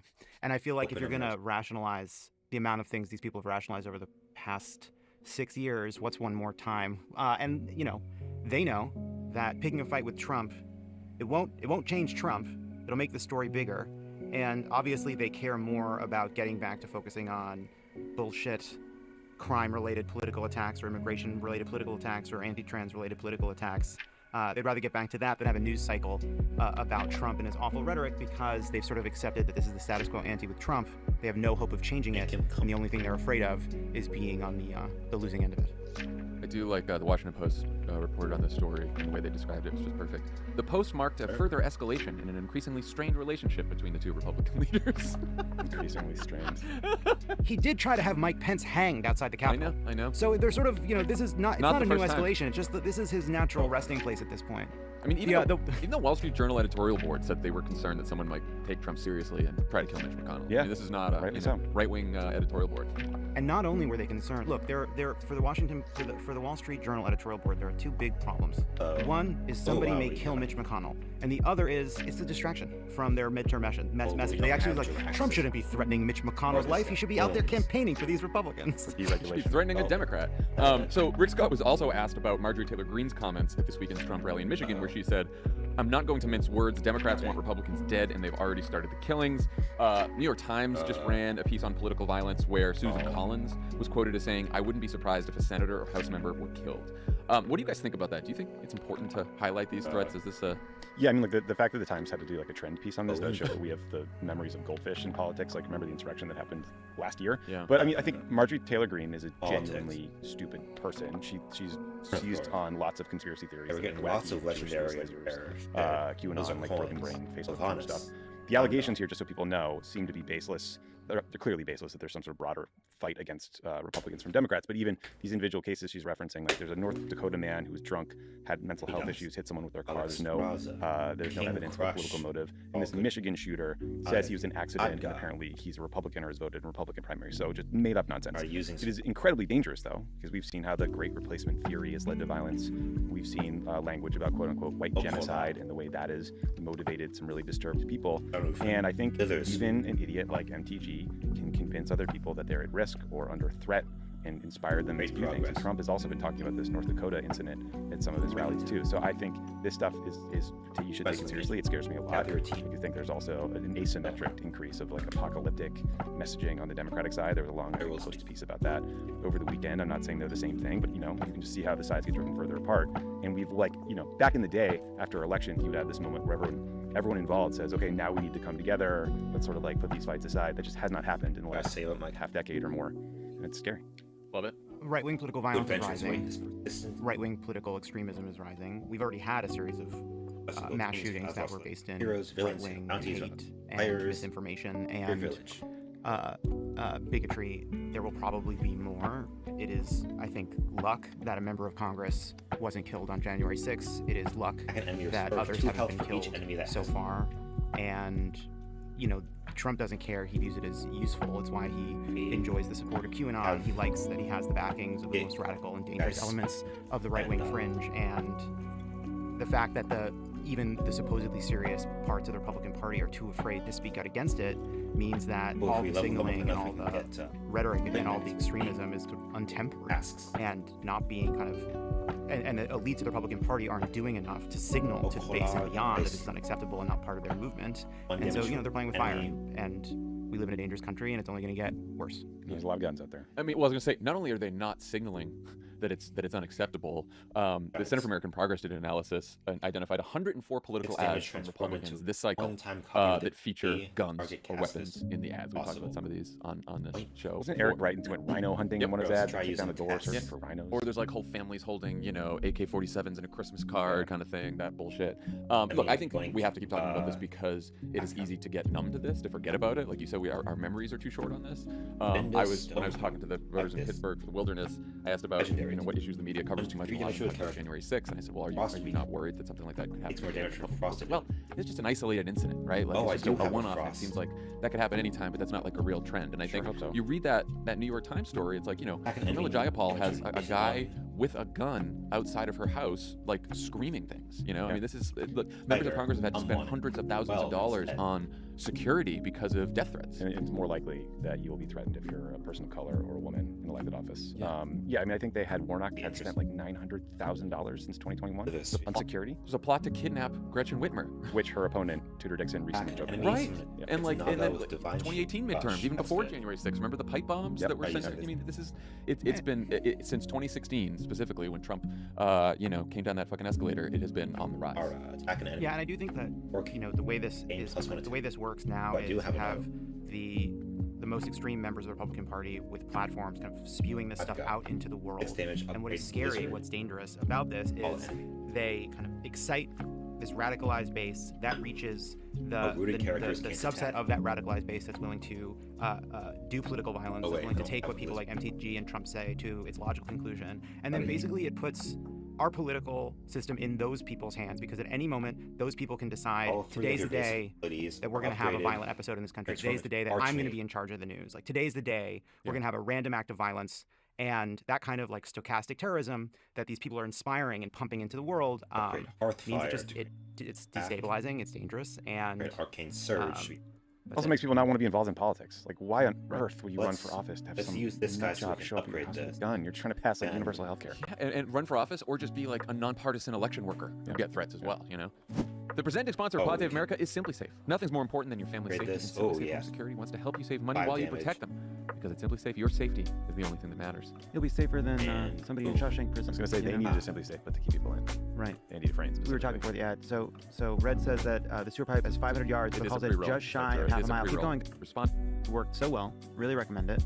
Framebridge. We love Framebridge. We love Framebridge. I have Framebridge all over my house. John's walls. I've used it for all kinds of things. Adorned with Framebridge. Their prices start at $39 and all shipping is free. You can even stop by a Framebridge store if you're in New York, DC, Atlanta, Philly, Boston, or Chicago. Get started today. Frame your photos or send someone the perfect gift. Go to framebridge.com and use promo code CROOKED to save an additional 15% off your first order. Just go to framebridge.com, promo code CROOKED. Framebridge.com, promo code CROOKED. All right, speaking of the election, let's talk about the final month of the midterm campaign. Over the last few weeks, Republican candidates have started gaining on Democrats in the 4 big Senate races that could decide control. In Pennsylvania, John Fetterman's double-digit lead over Dr. Oz is down to a few points. In Georgia, Raphael Warnock is about 2 points ahead of Herschel Walker. In Nevada, Catherine Cortez Masto is trailing Adam Laxalt by about a point. And in Wisconsin, Mandela Barnes has lost his lead over Ron Johnson and is now trailing by about 2 points. Just for reference, Democrats need to win at least 2 of these races to hold the Senate. If they lose 3, they lose the Senate. Two more damage. What do you guys think is happening here? Why are these Republican candidates doing better? Tommy?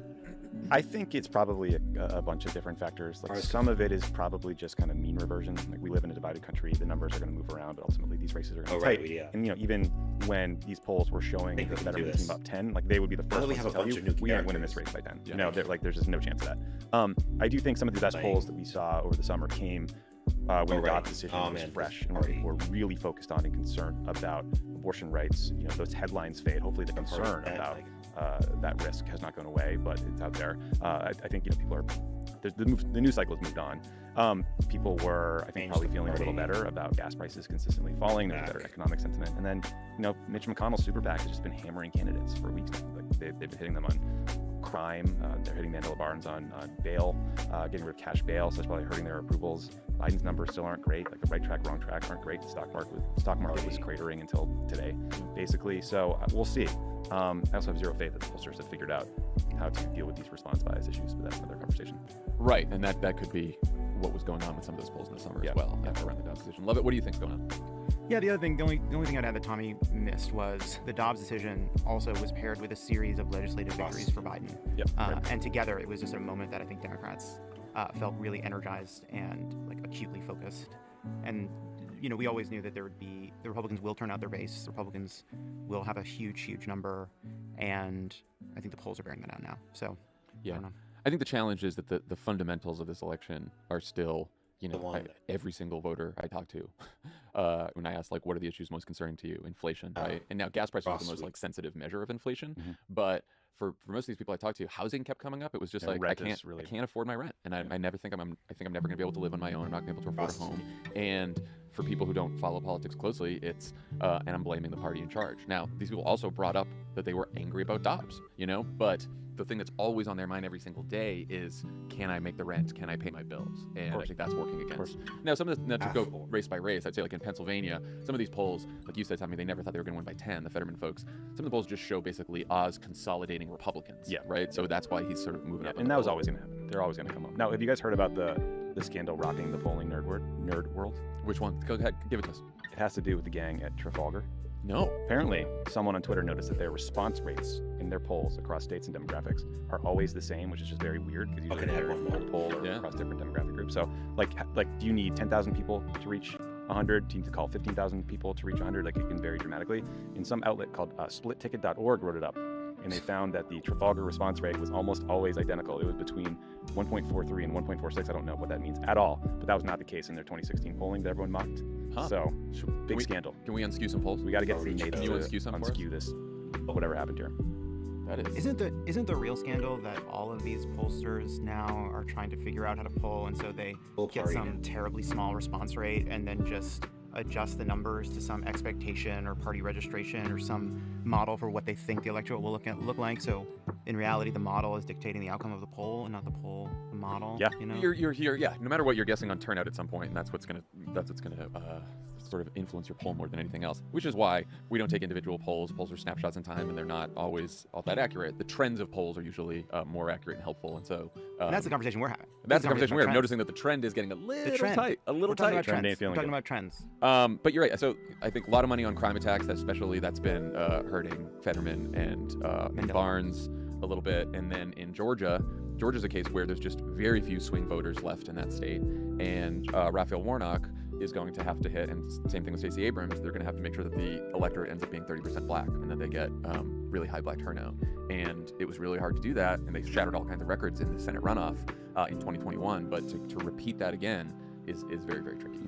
So that's going to be close. And then in Nevada, talk about like places where the pandemic hit the economy hard. Like Nevada is one of the hardest hit states because of the tourism industry there, and housing has been a disaster there for a long, long time. And so you have, Cortez Masto sort of struggling as the incumbent there. And there's also a lot of independent voters in Nevada also. And she's unfortunately not running against someone like Mastriano or Oz or Ron Johnson, who on a daily basis, or Herschel Walker, that on a daily basis are saying something embarrassing, ridiculous, terrible. So it's just not getting the same level of attention. Yeah, no, not at all. Which is ridiculous because like Adam Laxalt embraces the big lie and is a big Trump guy, but it's all relative at this point now. Right. So it's not the same level of gaps coming out of. It's just not getting the same level of attention. Well, in the Veteran Foster's done a good job of like making ads that are catchy, fun.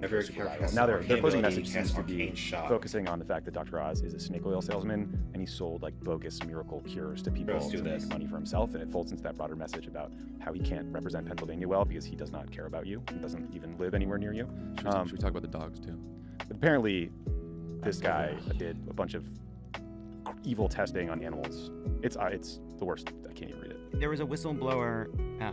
There was a report today that a whistleblower basically said that, like, as part of the research he was conducting, there were a lot of dogs that were terribly mistreated, and the details are horrific. Yeah. So when he was at Columbia ended up cutting ties with Oz. Over like 300 dogs were killed. I mean, it was hard to read the story. And violated the Animal Welfare Act. And obviously, like, I don't want to be, listen, it's gross. Don't read it. It's pretty bad. Support Fetterman. It's interesting watching Georgia too, because Warnock, I think he's clearly going to try to keep disqualifying Herschel Walker. And boy, if you need more information to do that, like, I'm a little worried about you. But Walker, I was reading some stuff in the AJC, and Walker apparently seems to be worried about his lack of support from Republican voters. So he's kind of tacking to the right in these closing months. He said, like, the other day, he said Jesus might not recognize you when you get to heaven if you're a transgender person, like crazy shit. He also endorsed Lindsey Graham's 15-week federal abortion ban. He's been criticizing Medicaid expansion, whereas Warnock is still taking a much more traditional campaign path. He's talking about bipartisanship, working with Ted Cruz on things, Tommy Tuberville. The interesting thing that happened recently is the White House, the press secretary weighed into the question of whether the Atlanta Braves should change their name, which is like kicked up the completely predictable culture war debate that I think is probably not at all what Warnock or Stacey Abrams wants to be talking about in the closing weeks. So, this thing's very much in flux. Yeah, let me ask, what do you guys think Democratic candidates should be doing to fight back right now, these Senate candidates? Like, how much are these final weeks about disqualifying your opponent versus making a positive case for yourself? Tommy, you brought up Warnock. Like, when I was in Atlanta with those voters, I sat with a group of young black voters who identified as moderate Democrats, and they had all heard all the bad shit about Herschel Walker. They're like, he's crazy. He's crazy. And they're like, but I feel like all I hear from Warnock's campaign is how bad he is, and I don't know what Warnock would do. Yeah. And it's always this tough balance, right? Because you want people to know how bad Herschel Walker is, how bad Dr. Oz is, how bad all these candidates are, but at the same time, like, how do you balance that with, the need to have a positive agenda? What do you think? It's also especially challenging when you're talking about Ron Johnson, when you're talking about Dr. Oz, when you're talking about Herschel Walker, when it's not just that you obviously need to drive this negative message along with your own positive message for your campaign. It's that every day provides new fodder, new negative fodder about your opponent that you do think is useful, while you still have to do this other work of finding a way to get your positive message out there too. Like, you know, the Washington Post comes out with a story today, we were hearing this yesterday, walking through all the different ways Dr. Oz has spent years grifting and selling just completely debunked weight loss medicine, Alzheimer's medicine, cancer medicine, just to make money. You obviously want to drive that, but how do you get it back to what Fetterman will do on voting rights, what Fetterman wants to do to protect abortion access? I think that's been the challenge for the last 5 years of dealing with these radicalized kind of goofy candidates. You have to find ways to drive your positive message to. Yeah, look, I think that they all are going to have, it's going to be case by case. They're all going to have research. They're all going to know what seems to work, what drives Democratic voters, what might turn off Republican voters. Right, what am I They'll all probably know their own, you know, what they think is a win number, how many voters they need to turn out to win the election, how many voters they think their opponent needs to turn out or is currently on track to turn out. So you'll make decisions accordingly. I don't know the right balance. I do think it's going to be case by case. But with someone like a Dr. Oz or a Herschel Walker, you have a lot more to work with. So you're probably emphasizing that an awful lot. Or at least, you know, the super PACs that swoop in the last month of a campaign are going to do it for you. Yeah, I do think some of the ads that end up being most effective are not purely positive or purely negative, but like comparative ads. And so with someone like Dr. Oz, they have now done a fantastic job framing him as this out-of-touch weirdo who's a grifter. And so you say that he's that, and he's going to then, you know, vote for these policies in the Senate that are also out of touch. Whereas John Fetterman is going to fight for working people by doing X, Y, and Z. You know, and I do think even in the latest poll in Pennsylvania that has Fetterman only up by 3, it was 45-42. He still has an advantage, 51-29, for best understands concerns of Pennsylvanians, right? Even though Oz now has an advantage on policies that will improve voters' economic circumstances, 39-32. So it's interesting that they still think Fetterman's on their side, but for some reason they think that Oz. There's a little bit of a backlash to all the Jersey stuff. I think people were like, you talk about him being from Jersey all the time. What are you going to do for us? Like, okay, fair, but hey, you remember the Jersey thing, so it's an effective campaign rally. Yeah, the other piece of it too is you have the other piece of it is that the Oz campaign is launching a bunch of negative attacks against Fetterman. They give some really unfair kind of fear mongering on crime, for example, and they have to find ways to push back on that without giving into that. And I think they've really tried. The Fetterman campaign has tried to really not be defensive, to kind of find ways to talk about Fetterman's record and what he wants to do on criminal justice reform, while kind of brushing back some of the more outrageous assertions that these super PAC ads and these Oz ads are making. The person who did this best in 2020 was Warnock. Yeah, he had the dogs again. He had him like walk in that little beagle. It wasn't actually his, but it worked really well. He did that where he was like, "I don't eat pizza with a fork and knife" or something. It was just like kind of campy, fun stuff. Being like, they're gonna try to demonize me, but I'm just a regular human being. I have a pitch. Here's a pitch. We get somebody who in scrubs, kind of who's meant to look like Dr. Oz, and we put them in front of a wheat thresher and have them put puppies into it, and then we just have Fetterman next to the thresher. Have the thresher just being like, "I'll protect abortion access. I'll protect voting rights. Like I believe in decriminalizing marijuana." You know.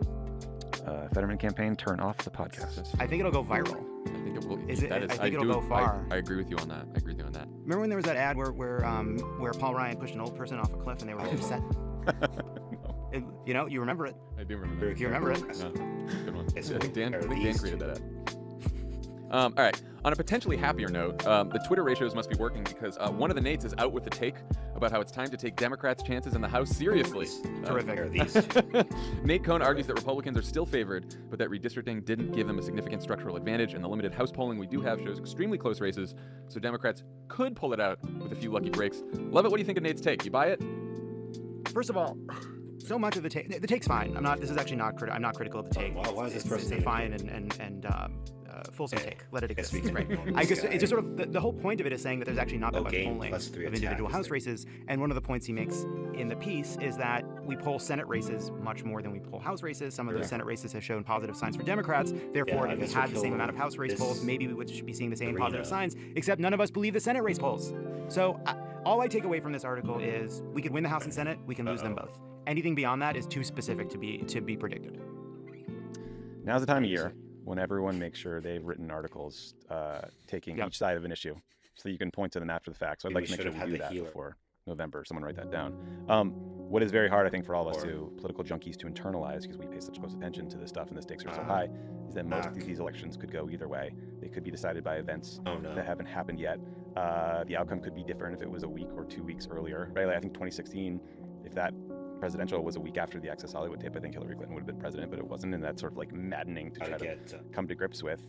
So we'll see. And most people aren't like us. They're not political news junkies who've made up their mind one way or the other, either which party they're voting for, which candidate they're voting for, or whether they're going to vote at all. My biggest anxiety is around gas prices and the fact that the Saudis and OPEC are now cutting production to keep prices stable and elevated, and stopping the precipitous decline that we had seen because we're going into recession. That is very worrisome to me. Yeah. Well, that's something that we can't control. Well, I'll tell you one thing. I'll tell you one thing.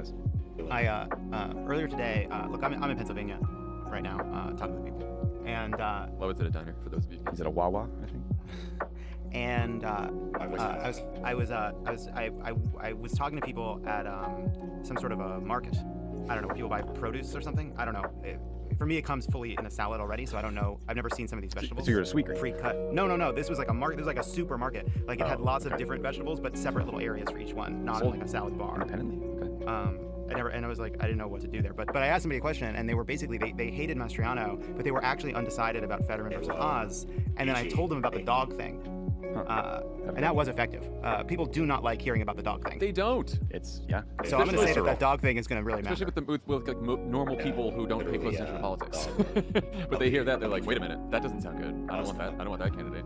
And some of the people that already like Fetterman, they said that the dog thing wasn't surprising to them about Dr. Oz, which I think is a really sad thing about Dr. Oz's personal brand. Because he kind of just reads as a sociopath. On the House issue, I thought that just to get your head around what it takes for the Democrats to win the House, like the New York Times on September 2nd had a very helpful interactive chart that was based on the Cook political ratings. So like if both parties win every district where they're currently favored, Democrats would have 191 seats, Republicans would have 213, and there would be 31 toss-ups. So you need 218 to win the House, right? So in that scenario, Republicans only have to win 5 toss-ups, Democrats have to win 27. Now, is that possible? Well, that's basically what Republicans did in 2020, and of course Democrats kept the House, but we were a little surprised that we didn't do better. So it's possible, but that just goes to show you how tricky it is for Democrats to pull the inside straight here. Yeah. Possible, but possible. Of course that's possible, but like another way to say that is if it does turn out that we retain the Senate and the House, it will mean that there was an underlying trend that we just didn't see. I mean, look, I think Georgia is going to be sort of the most interesting example of this kind of happening simultaneously, where it's clear that Stacey Abrams is really betting on higher Democratic turnout, a more motivated Democratic base based on the Dobbs decision. Warnock is doing more of a I'll work with all parties kind of bipartisan approach to try to reach the middle. We'll see which works. We don't know. They need to do both. Both of them need to do both. Is what. Yeah, but you can kind of emphasize one in the close, and clearly there's a distinction there. I do have a little candle. I do have a little candle I light that just says, "This year, we don't see the Dobbs wave coming." That's the candle that I lit. But I don't know if it's real. I hope so. I think the point of all this is because this is going to be close, because there's so many undecided voters, because there's so many people undecided about voting. We can all make a difference here. Go to votesaveamerica.com, sign up, grab a region. We'll put you to work, donating, volunteering, calling folks, texting folks. It really is. I mean, like you said, I keep thinking of the Fetterman winning Pennsylvania by 10 points was never going to happen. Like all of these states have now been super close for many election cycles. They all come down to tens of thousands of votes, which means that everyone can have an impact in the next couple weeks. Yeah, and check out the Vote Save America page. If you click donate, there's lots of different ways you can put your money to work. You can go to Secretaries of State and Attorney Generals, state legislators, the Senate, the House, voter protection, abortion funds. There's lots of different options out there. Then there's one that just goes to Tommy. Don't click that one. It's my Venmo. Yeah, please click on that. All right. When we come back, we will talk to our old pal Cody Keenan about his new book, Grace. Pod Save America is brought to you by Athletic Greens. It's now easier than ever. Start your day off right with 75 high-quality vitamins, minerals, whole food source superfoods, probiotics, and adaptogens in a single scoop of AG1. AG1 is NSF certified for sport, the gold standard for professional athletes who have to adhere to strict rules regarding supplements and nutritional products. If it's good enough for them, it's good enough for me. That's right. We've all been on AG1 for years now. We love it. Big fan. Doesn't taste like it's super healthy. We're not endorsing a shot of wheatgrass. It's got this mild tropical taste that you're going to look forward to each morning, and you don't want the jitteriness of coffee. I was too jittery to even say that right because I was drinking too much coffee this morning. But you still want the same mental clarity and alertness. That's when you're going to want AG1. Tommy, what does your routine look like with AG1? Look, I think the people know it goes in the smoothie if I have one. It's a great compliment to every flavor. Yeah, and it helps with my digestive system, as everyone knows, who also listens to The Wilderness. Athletic Greens wants you to know it isn't just for athletes like Tommy. Ooh, like Tommy's in parentheses. Sweet, thanks. Not an athlete. Nope. It's for anyone that believes if you start strong, it's easier to finish that way. It's time to reclaim your health and arm your immune system with convenient daily nutrition. It's gritty. It's gritty. Claw my way on that team. It's just one scoop and a cup of water every day. That's it. No need for a million different pills or supplements like your grandma used to take. 3 days. I'm there. Yeah, it's always. To make it easy, Athletic Greens is going to give you a free 1-year supply of immune-supporting vitamin D and 5 free travel packs with your first purchase. All you have to do is visit athleticgreens.com/cricket. Again, that's athleticgreens.com/cricket to take ownership over your health and pick up the ultimate daily nutritional insurance. Now a word from our sponsor, BetterHelp. When you're faced with challenges in life, it can be tough to train your brain to stay in problem-solving mode. But when you learn how to find your own solutions, there's no better feeling. Talk about a time you got stuck focusing on problems instead of solutions. How might that situation go better with a different mindset? Well, I was the American responsible for fucking with that. Think it out. How about that? Try a new therapy at BetterHelp.com/PSA today to get 10% off your first month. That's BetterHelp.com/PSA. On the pod today, our buddy, our pal, the former White House director of speechwriting and current author of a brand new book that's out today called Grace, President Obama and the 10 Days in the Battle for America. Cody Keenan, welcome to the pod. It's good to see you guys in the flesh. Barack Obama's greatest living chief speechwriter. Jesus Christ. Right off the bat. It's weird interviewing you. It's just like people don't know this, but you're like a member of our friend group, our family. That people don't hear on the pod. I don't talk to anybody more than you guys, and I don't ever get to see you either. These digs are amazing, by the way. Thank you. Thank you. The first time I did the pod, it was like the 5th or 6th episode ever. You were still renting radio space. We were some random radio place. Now we're here. Now we're here. Look at this. All right, so you wrote this book. Still like Pompeii out there, though. I gotta trick people to come in. Okay, it's not gonna be a debate about remote work, but Cody, tell us about the premise of the book and how you landed on writing about these 10 days in the White House. Of all of the days you were there, which we should say, 8 years. All 8 years. Just 2,922 days. Yeah. Okay, you're not you when you were counting. So Grace is about 10 days in June 2015. That our book ended by the massacre in Charleston in a black church, and Barack Obama's eulogy in Charleston, where he sang Amazing Grace. And in between, you also had this kind of extraordinary series of events where the Supreme Court was going to decide on Obamacare and whether or not millions of people got to keep their insurance, and marriage equality, whether or not millions of people would be deemed second-class citizens or be able to get married like the rest of us. After the shooting, Confederate flags started coming down over public spaces in the South, and all this happens over a span of 10 days. And it was like all these kind of great unanswered questions about America were coming to the fore in this exhausting and exhilarating way. And you were in there just writing so many versions of all of these. That's my favorite part. Like 5 speeches about one Supreme Court case, given all the different possibilities. Yeah, and we'd done this before. You were there in 2012 when we had to do this the first time. It was in front of the Supreme Court in a sham decision. So we had to prepare speeches for what if the Supreme Court says no, there's not a right to marriage equality. What if the Supreme Court says no, all of you are losing your health insurance right away. And those are pretty bleak. And then in the background, we're deciding whether or not to write a eulogy. So your book made me deeply miss the White House, Barack Obama, all of our former colleagues. It also made me deeply grateful that I'm not a speechwriter anymore because I was like tired reading what you went through that week. Weren't you tired, Love It? Did it bring back memories of how like the drafts, all the people, the committees of people giving you the fucking edits? It's very anxiety provoking, and just the fact that it's never over till it's over. You never know what's going to happen when you hand it in. You know, I wasn't a speechwriter. The thing that really jumps out at me, and I remember this from you guys, is the isolation. Because like we all went home at 8 or 9 o'clock at night, and you guys just sat there at your desks all night long until the thing was done, until the sun came up sometimes. Yeah, sometimes I go home. Tommy and I lived together for 2 years, and well, I took Lovitz. Yeah, that's right. Yeah, that's right. When I get to Hollywood. And there are a few things more depressing when I'd be working at our dining table, and Tommy's coming down in the morning because he's awake. He's just like, no. Yeah. Oof. You right? Need anything? It's rough. You develop a really healthy relationship with self-loathing as a speechwriter. It's a horrible feeling. It's really reminding me of this. Well, there is a part about being a speechwriter. We were waiting. Listen, honestly, wouldn't take it off the resume.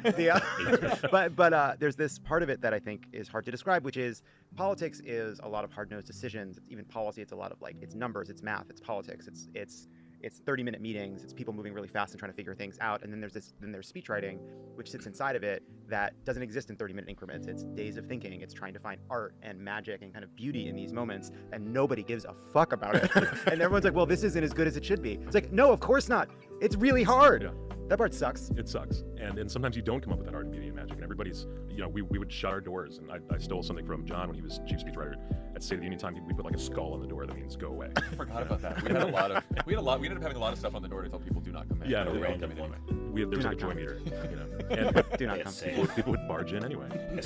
Yeah, can you talk about tell the story in that part of the book where you're just sitting there and you have to write the eulogy for Charleston, and you have basically just a heading and a blank page, and you're trying, but everyone just keeps coming into the office. There was a day, I think it's like day 7 of the book, and at the time you're not like, okay, today's day 6. Like these days didn't really coalesce in my head until later, but there was this day where I was just trying to get to every 5 minutes someone would come in with something else. It was just, my assistant Susanna called it a little box of interruptions, and you just can't focus until everyone's gone and the email's kind of slow to a trickle. And Cody, there was this fundamental tension about whether President Obama was going to speak at the eulogy at all. You write pretty honestly about it, how he just didn't want to, because he was so cynical about having to give eulogies.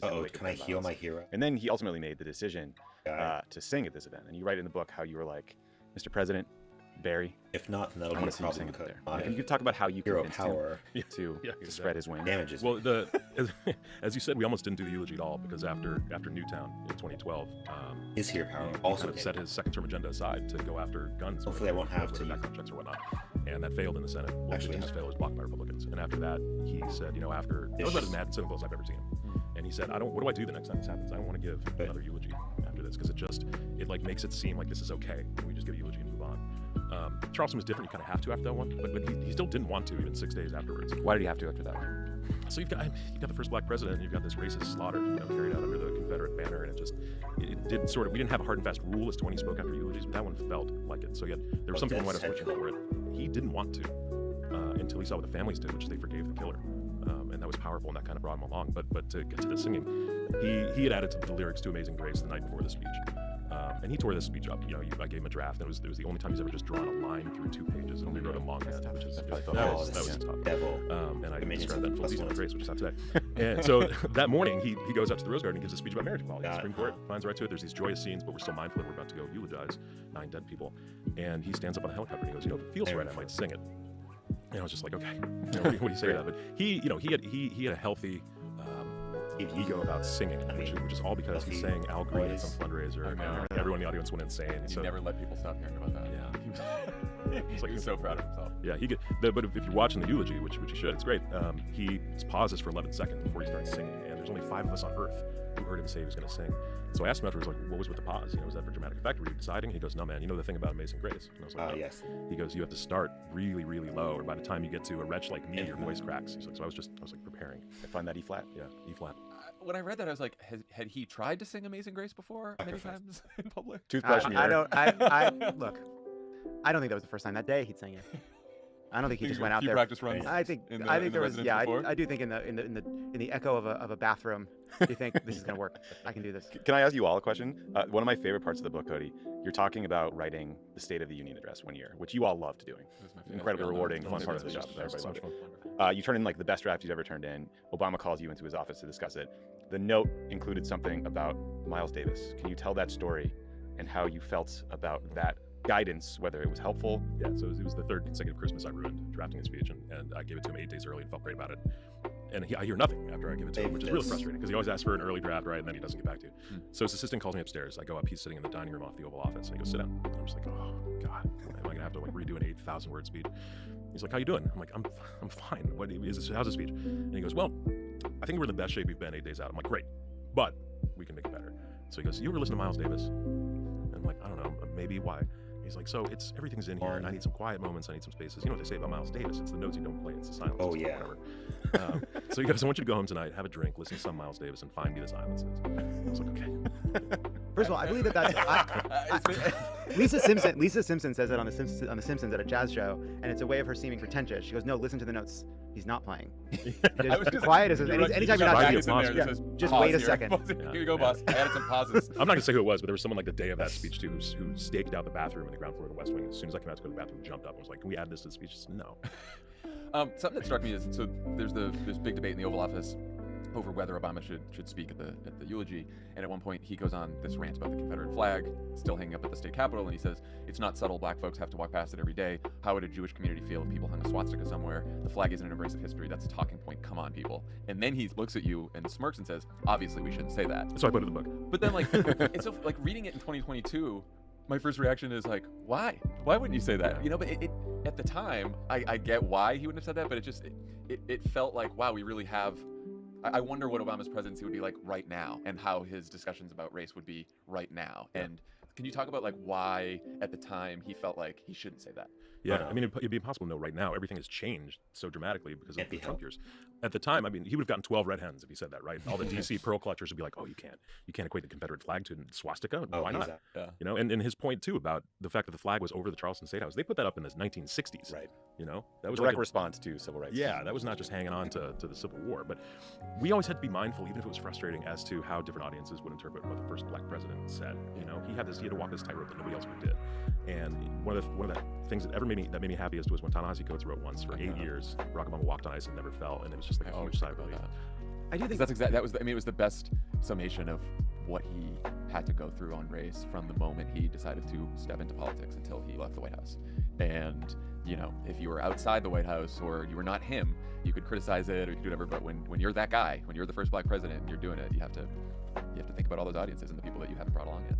And sorry, that's unsatisfying because we were all young progressives and wanted to shout right and wrong from the rooftop, and to tell yourself that you can't is a very frustrating thing to do. Yeah, I do think all that's true. I do wonder how the Trump years have changed a certain way of thinking about decorum and not riling people up at things you could say outside of race, on marriage equality and a host of issues where there was an expectation that mostly falls to Democrats that there's certain places you can't go, certain truths you can't tell.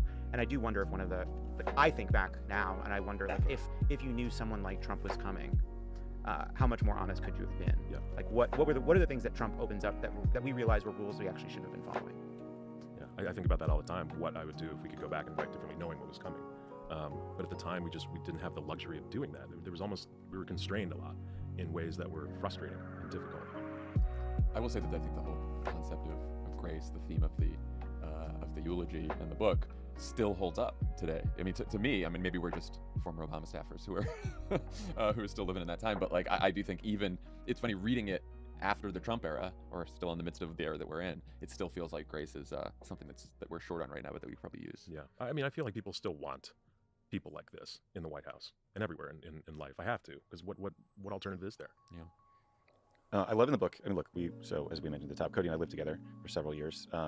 3 of us in a group house. We paid like $3,000 a month, which made government salaries go a lot further. And then your now wife, Kristen, basically moved in. And I love how you talk about Kristen's job at the White House on the research team and how that rolled the occasional grenade into your marriage. Can you tell that story a little bit? Yeah, Kristen was one of our fact checkers. That's how we met. She would fact check everything we wrote, and it was so frustrating. I already see Love It ready to tee off. Nothing. I'm just trying to get something. We kill ourselves on these drafts and then submit them, and we would have an argument. These wonderful fact checkers, including my then girlfriend, we'll just send you back. Here are all the things you got wrong that you need to fix, and it's just relentlessly frustrating. I'm listening to you. I think it's a true testament to our love. That's right.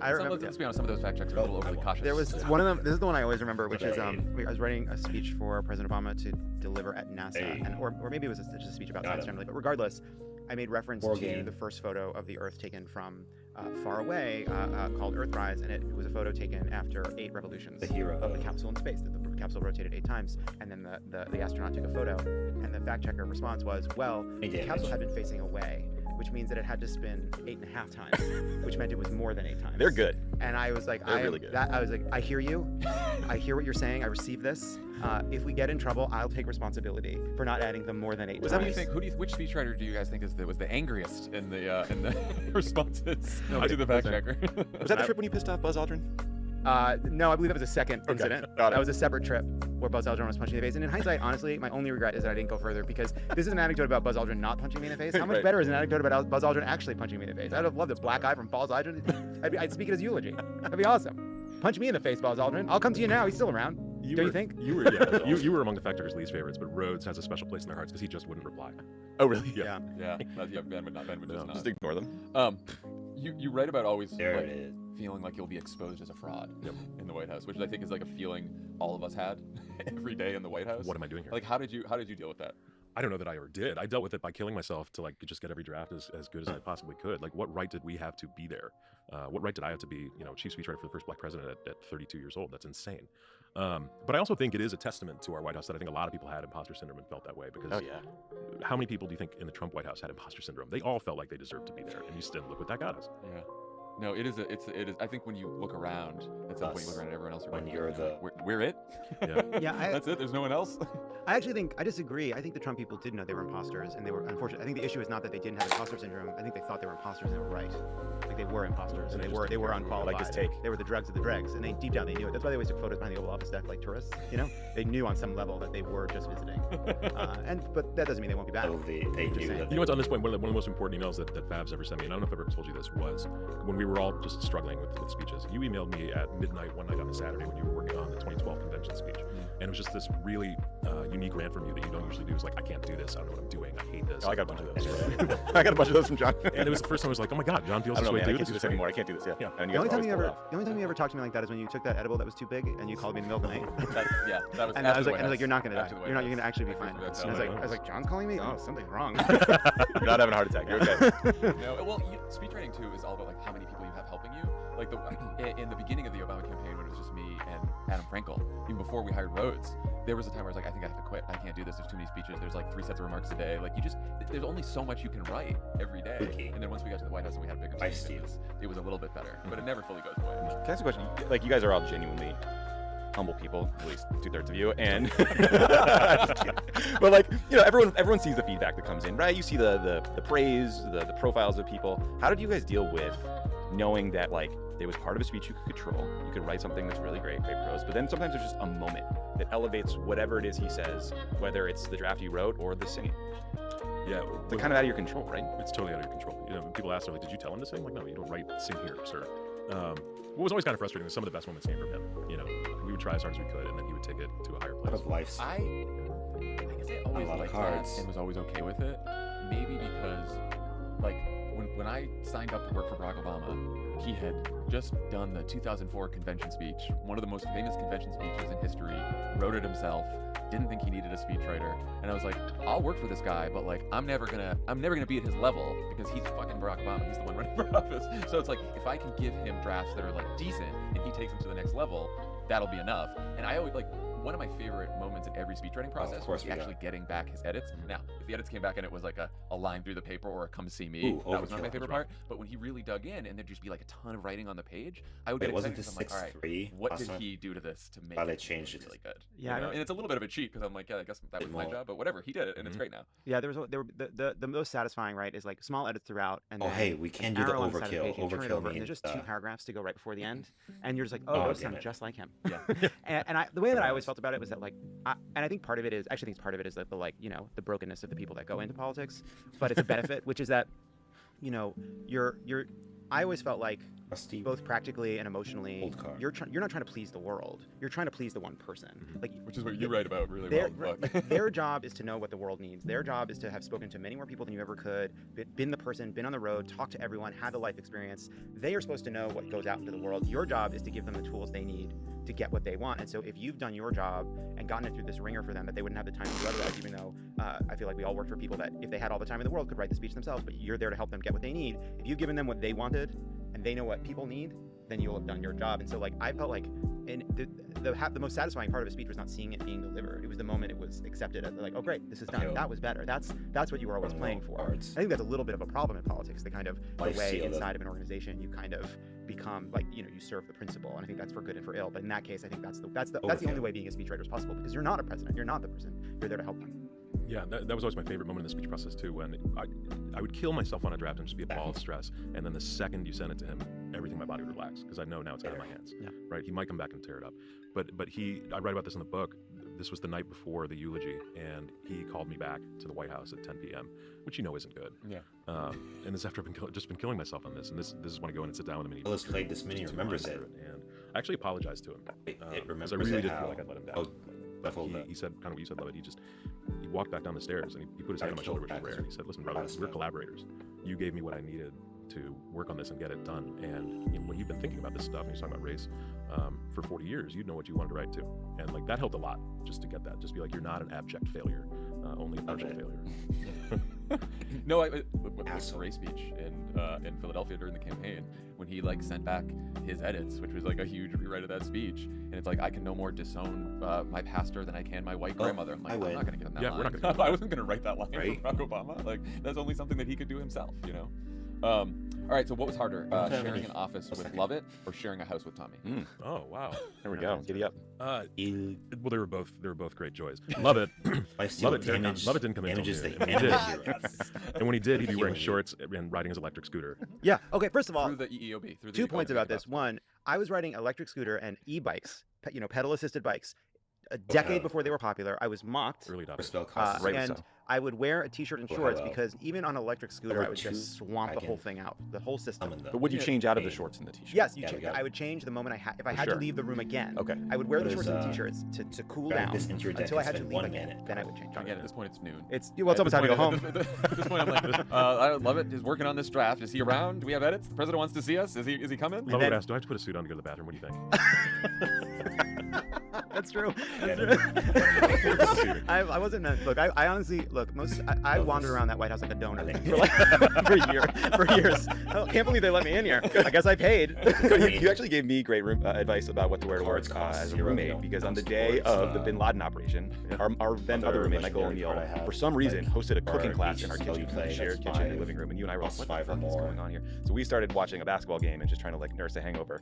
And the Celtics were on, so I was wearing a Celtics jersey, and I got called into the White House, and I was like, I think I can go in like this. Would anybody care? And you were like, you should absolutely not go in like that. Yeah, we didn't know you were going in to be informed about no, we did not. No, we did not. But it was good advice. I was there too, and it was later on the BlackBerry. Like Rhodes was like, "Oh yeah, here's draft. Here's a set of draft remarks," and I'm like, "Remarks for what?" I'm like, "Oh, the killing of Osama bin Laden. Okay, yeah, sick. I guess we're doing this now." Yeah, thank God. Thank God I wasn't wearing a Larry Bird jersey. Tommy was a great roommate. There's one of my favorite pages in the book is where I compare and contrast you and our other roommate Michael O'Neill. He was a little much like Tommy's this monk, like early to bed, early to rise. Tommy, I'm like, what the fuck? He was though. Excuse me, sir. Okay. I was a very good boy. I spent some time there. Please. The book is Grace. President Obama and the 10 days. Sorry, book is Grace. President Obama in 10 days in the battle for America. Cody, you've written a fantastic book. I love this book. Everyone, the Pod Save America audience, you guys will absolutely love this book. Yeah. It is inspirational. It makes you hopeful about politics. It's like it's the antidote to everything that exists in politics right now. Yeah, read a chapter, then go knock some doors. So go check it out. Buy it today. I'm really proud of it. And so thank you guys for having me on. Of course. Thanks for coming. Also, yeah, do we do plugs here? Plug whatever you want. We already just plugged the fuck out of the book. What are you looking for? No, I'm on tour. I'm on tour. So go see Cody. Go see Cody on tour. CodyKeenan.com. All the events are there. Tommy and I did an event in LA already. The whole V-Hive show. 44 days. Babs and I are going to be back here in LA next week at the LA Public Library. COVID causes organs to age fast. That's what's happening to me. Old school story. That's an update on the coronavirus pandemic, or as we call it now, just life. Now that pretty much everyone has gotten through COVID at least, 7 times, scientists are wondering what that's doing to our bodies. And the answer is not great. We have some more concerning news now about the long-term impact of COVID-19. A study shows that it speeds up aging. An epidemiology expert from Washington University in St. Louis studied long COVID's impacts on your organs. In his research, he noticed patterns indicating the kidneys, the brain, and the heart all age faster after a bout with the virus. Okay. Yeah, that's right. Researchers say COVID can cause your organs to age faster than you are. I'm not even sure what that means. Violence. I guess you turn on the TV to watch Euphoria and your kidneys are like, what about Blue Bloods? Come on! No, but for real, this is disturbing news. Fighting COVID is so difficult that it ages your body parts. Thanks. I mean, that is a great excuse for the next time you can't perform in bed, though, you know? Baby, you gotta understand, my penis is like 85! And this is the scary thing about COVID. Because it's a novel virus, we still don't know what the long-term side effects might be. And the dragon deals 3 damage to all enemies. We know it's always going to be bad. Like, viruses never have good side effects. News anchors are never like, breaking news, we're learning now that 9 out of 10 people suffering from long COVID get those sexy V things. This is hot. Now, if we had more time, we could talk about the long-term strain COVID is going to put on the medical system, or how weird organs are in general. Like, why do we have so many? Why don't we just have one big one that runs everything? But we can't get into that important medical discussion, because while COVID keeps coming up with new ways to attack our bodies, the virus of Russia, Vladimir Putin, has found new ways to attack Ukraine. Virus of Russia. Tonight, a third of Ukraine is without power after Russia destroyed power stations in the last 8 days. President Zelensky says Russia has thrown the country into massive blackouts and is urging his nation to brace for a tough winter. For the last month, Russia has targeted Ukraine's electricity grid, especially substations that serve as junction points between cities. Just yesterday, Russia unleashed a swarm of kamikaze drones to dive bomb energy facilities throughout the city. Yeah, after being beaten back by Ukraine's forces on the ground, dies at the end. Putin has now resorted to using kamikaze drones. Catty bitch. After I play cards in and you know, if this doesn't prove that Putin's strategy is failing, nothing will. Because you never need to use kamikaze when you're winning. You know? It's like anytime you see someone rushing somewhere with their hands full of paper towels, you know things are not going according to plan. Oh shit, oh shit, oh shit, oh shit, oh shit. And by the way, also, can we stop calling them kamikaze drones? Right? If there's not a person inside, it's not kamikaze. Right? That's just ghost riding the whip. And kamikaze is from Japan. So this is a war crime and cultural appropriation. So you're canceled, Vladimir Putin. Yeah. Let's see if Twitter will do what the UN cannot. By the way, an interesting detail in the story is that Russia buys these drones from Iran, which kind of makes you question their military might. Right? You're supposed to be one of the most powerful militaries in the world, but you ran out of shit already. Like, you realize America never runs out of weapons. Never. Gaia, Has so the many weapons. Tectonic. Sometimes it'll sell weapons to Colossal countries that it's plus going to 2. fight just to make space, you know? Be like, all right, After a friendly mech now let's do attacks, this. deal 1 damage to all enemies. Now, if we had more time, we could talk about how Russia's access to weapons from other countries reminds us Over that 2 the global dragons. sanctions aren't as global as we think, because How they does still this have ties to Asia, South America, and the Middle East. Or we could talk about how this Ukraine war is completely derailing not just Ukraine, but also Europe's economy and their energy supplies. But we don't have the time to get into that, because while Ukraine is in turmoil, there's another country in Europe that somehow is in even more of a shit situation today: Great Britain. Rush, Death Rattle, we some definitely need to make time random for. mechs. Breaking across the pond, a political earthquake. Just 44 days. That is how long Prime Minister Liz Truss was in office before resigning just in the last few hours. I recognise, though, given the situation, I cannot deliver the mandate on which I was elected by the Conservative Party. This makes Truss now the shortest-serving Prime Minister in 301 years. God damn, 301 years, Prime Minister, records. another Prime Minister, and this one only lasted 44 days. Boris Johnson had COVID parties that were longer than that. Do you realize how hard it is to get tired of somebody this quickly? Usually politicians get a period of time where you like them first and then you hate them, but Britain hated Liz Truss basically from day one. Imagine being on a first date. On a first date with someone, and they're like, oh, I'm so sick of all your shit. Like, but we just met. It's like, I know, and I'm suffocating. They treat Actually, our if this friend. was a relationship, like at this point, Britain's friends 3 and be 4. sitting down with it like, listen, honey, you've been through 4 prime ministers in 6 years. They can't all be the problem, huh? I'm just saying, maybe it's time to turn the vote of confidence on yourself, yeah? And 4 turns. In fact, for the next prime minister, maybe the UK should take things a little slow. Cool, cool. Yeah, this is chaos. For the next one, maybe don't put a label on it. There's so much pressure, not prime minister. Maybe just have them be the person who lives at 10 Downing Street. In fact, don't even live there. Just sleep over here and there, you know? Yeah, then maybe leave a toothbrush behind, you know, and then they get a drawer for their clothes, and then when you're sure that this is the prime minister for you, then you bring them to meet your friends at the G7. How about that, you know? And they're like, yeah, we're a thing now. We're a thing. Oh, I remember this. Oh, this is so fun. And by the way, remember, we the gotta do reason this. Liz Truss lost her job is Oh, this because is she Jade came into Gollum office making worse decisions than a company's social media manager during Black History Month. Terrible budget plans, firing finance ministers, going back on her own policies, sending the Queen to meet Jesus. And- Things were going so And badly, we copy the last so minute. badly, Oh, that so the this is British press also trolled Jade. her with vegetables. In a sign of just how tenuous her Mini standing was, and golden. perhaps how brutal UK politics can be, a British newspaper Also began making- tracking a head of lettuce to see if the embattled Truss would last longer Making than the the produce, opponent and draw it cards. did. Oh, that's humiliating. Yeah, this is fun. How to do this. That is humiliating. Imagine being so bad at your job that you lose a joke contest. Yeah, because at first people were like, ha, I bet she can't last longer than a head of lettuce. And then by the end of it, they're like, should the lettuce be prime minister? Honestly.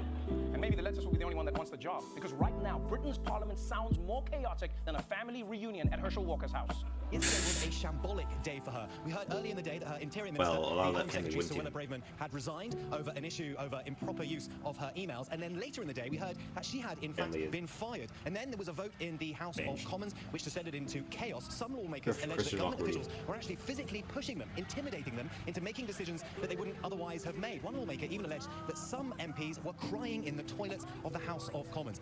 Crying in the toilets. Oh. Did you hear that people were shoving each other, crying, swearing, quitting, unquitting? It was like a whole government turned into a high school drama club rehearsal. I mean, members of parliament were crying in the toilet. Multiple members of parliament. Oh man. How many? It's not a good time Was there a for line? You know? There's people like, are you almost done in there? Are you almost done? Other people are waiting to cry too, you know? Yeah, I gotta cry too. My cry sessions. Yeah. It's actually too bad that this happened in Britain and not in Japan because, you know, at least Japanese toilets are so advanced. They can probably actually help and console. They can console you. Yeah.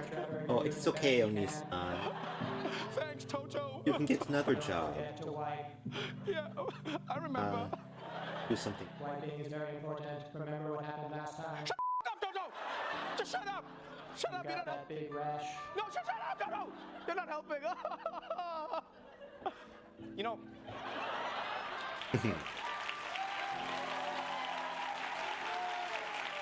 The craziest part of this whole story is that Liz Truss only became prime minister because Boris Johnson was embroiled in so many scandals that he was forced to resign.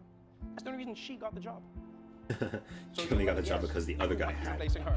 The big issue, though, for the Conservative Party now, who's going to replace is that her? no one really knows who's going to be able to replace her. There are a number of names in the mix, including, I have to say, Boris Johnson, who's currently on holiday and on vacation at the moment in the Caribbean. There are a number of Conservative Party members who are calling for Boris Johnson to return to the House. I went to my constituency at the weekend. I'm on vacation right now. Bring back Boris Johnson. Some supporters and some allies of Boris Johnson say that he may throw his name into the ring, which would be pretty Boris Johnson's coming back. Oh yeah. 6 or 7 weeks ago. Hey, it's that That's Murloc right, guy. people. Old Boris Johnson is looking pretty good right now, isn't he? Old Boris. Physically, of course. Physically. No, he looks like a pretty good Pomeranian now, got stuck in a yeah. dryer. Politically, though, people are like, he's not bad. He has an honest Okay, we question. can burn a card. Britain, are you guys really going to put Boris back in office? Boris, scandals, Johnson? There is nobody else who could do this job. Nobody? In the entire country? Like, what about Paddington? Everybody loves him. Yeah. Literally anyone With else. that voice, he could even have bad policies. No one would care. I would have voted all the migrants. Aww. Oh, that wouldn't have You done. crazy tyrants.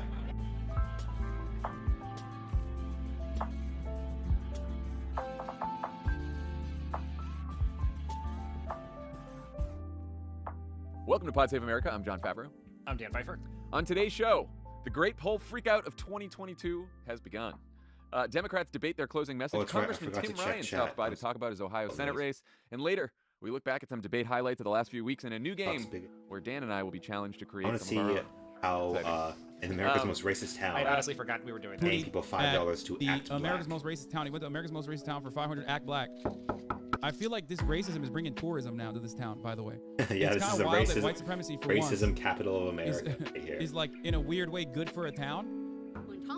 That's they're getting tourism. It took me 9 years to know what he was. And I found that out on TV when they was trying to make trouble with him. What's good, y'all? Y'all keep banging. What he was. When Tom Nobbinell moved in here, it took me 9 years to know what he was. And I found that out on TV when they was trying to make trouble with him. What's good, It y'all? took me Y'all keep 9 banging years here to doing find another out Act Black what video. he was. We came all the way as to the in most a racist black. town in the whole United States to knock out this one. Big shout out to my dogs Gideon and Nico. I love funny race content. King Batch Vine's next. Oh, Bad Chest. Shut the fuck up, bitch. Videos they did here was absolutely insane. But now it's time to put some Young Booty P flavor into it. Oh, Let's go talk with the public. Let's go see what the fuck going on in the most racist town in America. It's crazy. It's like we watch like half a second of black content, and all of a sudden some chatters have to chime in and be like, "Oh, that's fucked up. Don't do it." It's Young Booty P. Fuck a pair, we clap him. Bro, the with the JPEG say he the backers. What the fuck is Jackson? Put the trap on the spot, bro, to get the clapping. Let me live. What the fuck is Jackson? Put the trap on the spot, bro, to get the clapping. Let me live. Kind of, Let's go. That's what I'm Trump was right talking about, everything. dude. Hell yeah, brother. Ooh, what's that? Oh, that's not. Hey, that's not long cut though, brother. That's a snus. That If you're a real one, you're supposed to chewing go tobacco. straight, untapped, long cut, the chew. You know what I mean? Like you got to see them leaves. White Oak Right. Station. Oak Station. That's me. On a.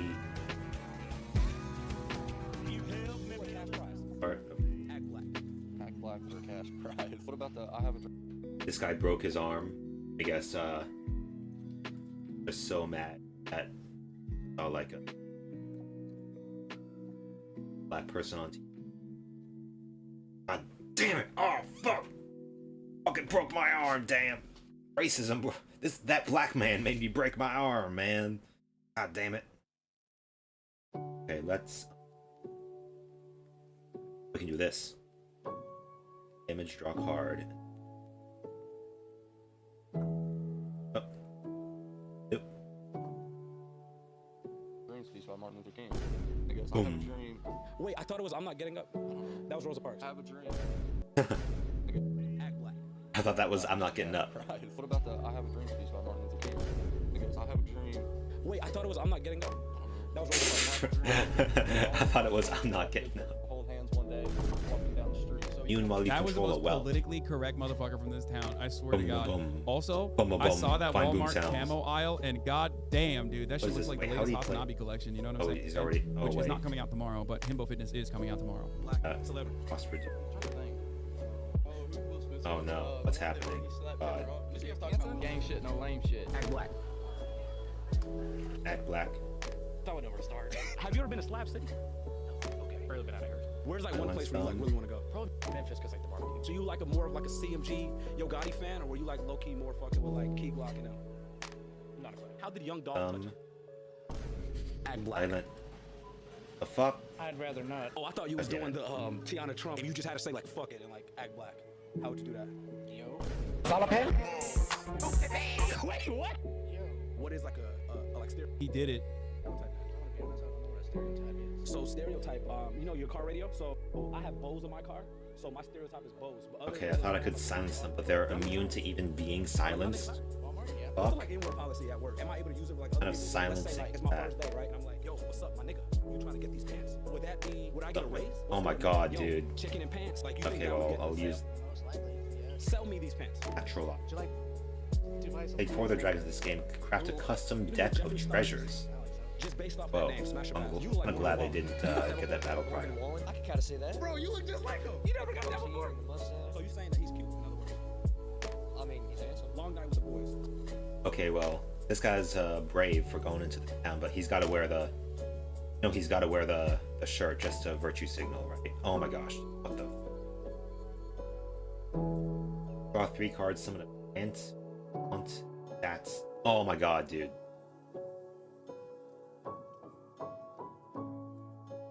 Ale. Lost this. Try though.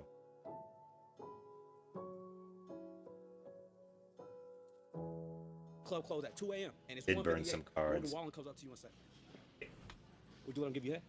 Give me what? Would you let him at least flick a little tip of it a little bit? No. Nah, but like, say if he like, thoughts on James Charles? Oh no. For a cash prize, Act Black. What's cash prize? Yo man, what's up? It's been a while. Not seeing you again. Morgan, I need you to put some bass. Yo man, what's up? It's been a while. Not seeing you again. Morgan, I need you to put some bass. Dude, people are surprisingly the most respectful.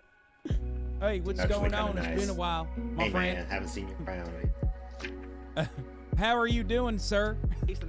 Yo man, what you doing, man? It's been a while. Like Nature the dreads. Nice. Take 5 turns. Yo, what's up, man? Been a while. Oh, he's got to ask the dude behind him. I like what you're doing with the dreads. Have you ever heard a black guy say that? Would you like Cardi B sitting in your face? Be honest. No, be honest. Why not? Is it too big? Now, guys, I'm not racist. But I like keeping Not racist, my but genetics I pure. like. Not racist. But. But I like keeping my genetics pure. No, I'm not. Boom. I've had so I'm not racist. I just like keeping the genetics. Okay. I'm not racist, but okay. I just like the. Yeah, that's kind of oh no. That really so Yo, shocking. I've I mean, never that's- seen someone hit the butt so hard. I I'm thought he not was just gonna racist. say the basic like. But I thought he yeah, was that's gonna say the pretty basic racist. answer. You know what I mean? Like the still racist, but Oh, like man, not that's- openly fucking eugenics racist. I'm not answer. racist, It's like, but oh, I don't fuck with, like the, I don't the fuck with black inferior girls. genes. Like, you know what I mean? I thought he was gonna do that. He just went straight no. Like, he went Going for the Arbach my genetics. fight, like Arbach. that, and he didn't even skip a beat. You went full Mein Kampf fun. Oh my gosh. Oh my god, what the fuck? Wait, I Cthulhu? like keeping my genetics pure. No, I do not. Even he's like, what? He's like, what? And then the vine booms out. Dude! He's immediately That's no, insane. no. Oh wait, it's Cthulhu the Shattered, not regular Cthulhu. No, it's Break into pieces, Dude, I battle love- cry, I've had black friends. deal 30 damage Children. randomly split all enemy. Yeah, I just like keeping it pure. What if it's Zendaya? You know who that is from Euphoria? Zendaya. No, that'd be a hard one, man. She is pretty beautiful, but no. How you doing? Oh, she's like, oh yeah, she. Wait, what was the question? Like, would you fuck Zendaya? And he's like, oh man, she's hot, and yeah, she's super successful and talented and smart, and like so much more successful than I will ever be. But no, she's not white enough. Okay, okay, dude, keep telling yourself that. Wait, do you want to hold it for us then? As if Zendaya would ever fuck you. I mean, that's a given, of course. Oh, I thought he was jealous because he was doing it. Can we just finish this up really quick? It's only gonna take 3 more hours. Like I said, I'm not racist. He's but like, my dad, Zendaya, my mom and dad no divorced. thank He you. got with a woman, Not and white enough. usually mixed children don't come out. Oh, My no. dad, when my mom and dad divorced, he got with a woman, and usually mixed children don't come out right, or mothers have to have C-sections. Yeah. Because the kid's too big, and there's more than just that. I don't know. Mixed children don't come out right. Too. Yeah. Oh my god. Bro, what the fuck? What the fuck is racist. going on, brother? Dude, it took like 3 seconds of agreement for him to just say the most unhinged He's shit, like, I'm not dude. racist, What is but- happening? But let's see. Oh my gosh. This is like I got duped again. Oh man. What? Stats.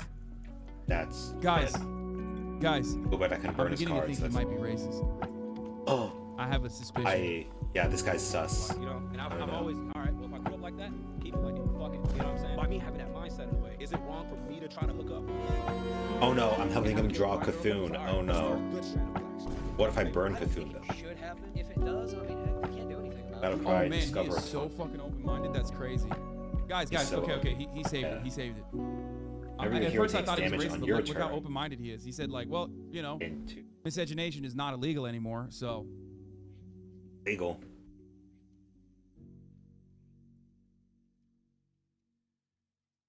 I'm losing it. Wait, how I'm did he losing get it. the- I'm losing it. I'm losing it. All right, he's Do a you think that this is the most racist town in America? I don't know for sure. So we over here fully undercover. I don't know. and, Maybe. trying to Maybe talk it to people. is. But here's the thing that I keep missing on camera. Every time we stop at like a gas station or something, we always get compliments on our shirts and everything. My family got a Let's Go Brandon shirt on. Oh, Brandon. Trump doesn't make you a That's racist, fuck but this Brandon, racist bro. town is very pro-Trump. Supporting Trump doesn't make you racist, but this time. Yeah, it's yeah, funny how that works. Like, not all Trump supporters are racist, but all racists. Most racists in general.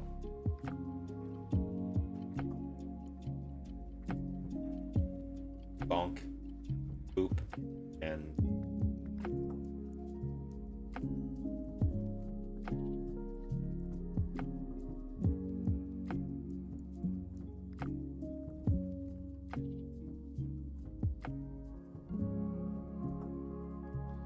Dude, YouTube. That's YouTube. Why does he have so has many to do that cards in disclaimer, his or deck? else Oh, no. people will get at him. Okay. I'm That's helping just a him YouTube draw. I'm disclaimer. not gonna burn Supporting his Trump deck. doesn't make you racist. Like, okay, bro, come on.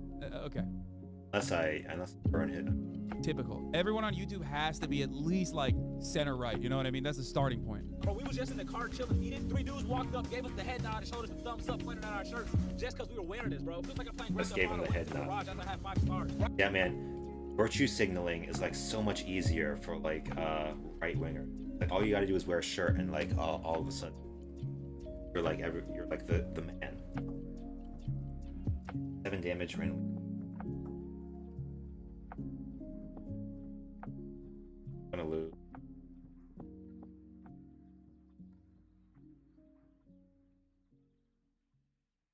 Right now, we finna head to Zinc, Arkansas. They talk about like left liberal virtue. Yeah, that's a thing, but like, how can they complain? Game of traditional heart. This tradition. For the dragon deck. Right now. Zinc, Arkansas is where the leader of the KKK live. From the locals, I heard it's nothing but a dirt road town. I just want to see, is there anybody over there that will act black?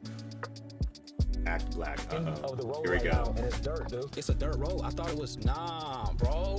Nah, nigga. Bro. Bro. Nah, dog. Hey, get your phone out, nigga. Yeah, bro. What the? Fucking turn around, bro. This is a dirt road town, bro. Where the heck you are? Should I talk to that dude over there? No. No, don't do it. No. When Tom Robb and them moved in here, Wait, that's the same racist, bro. What do they got? One racist out there? Isn't that the same dude that Gideon talked to as well? What is happening, bro? This is the racist man. Maybe this is like the first guy you meet when you're driving down the road. They're like, Turn around, dude. they declared him the Turn around spokesperson of Don't go down racism. that They're like, road. hey man, can you do some racism PR for us?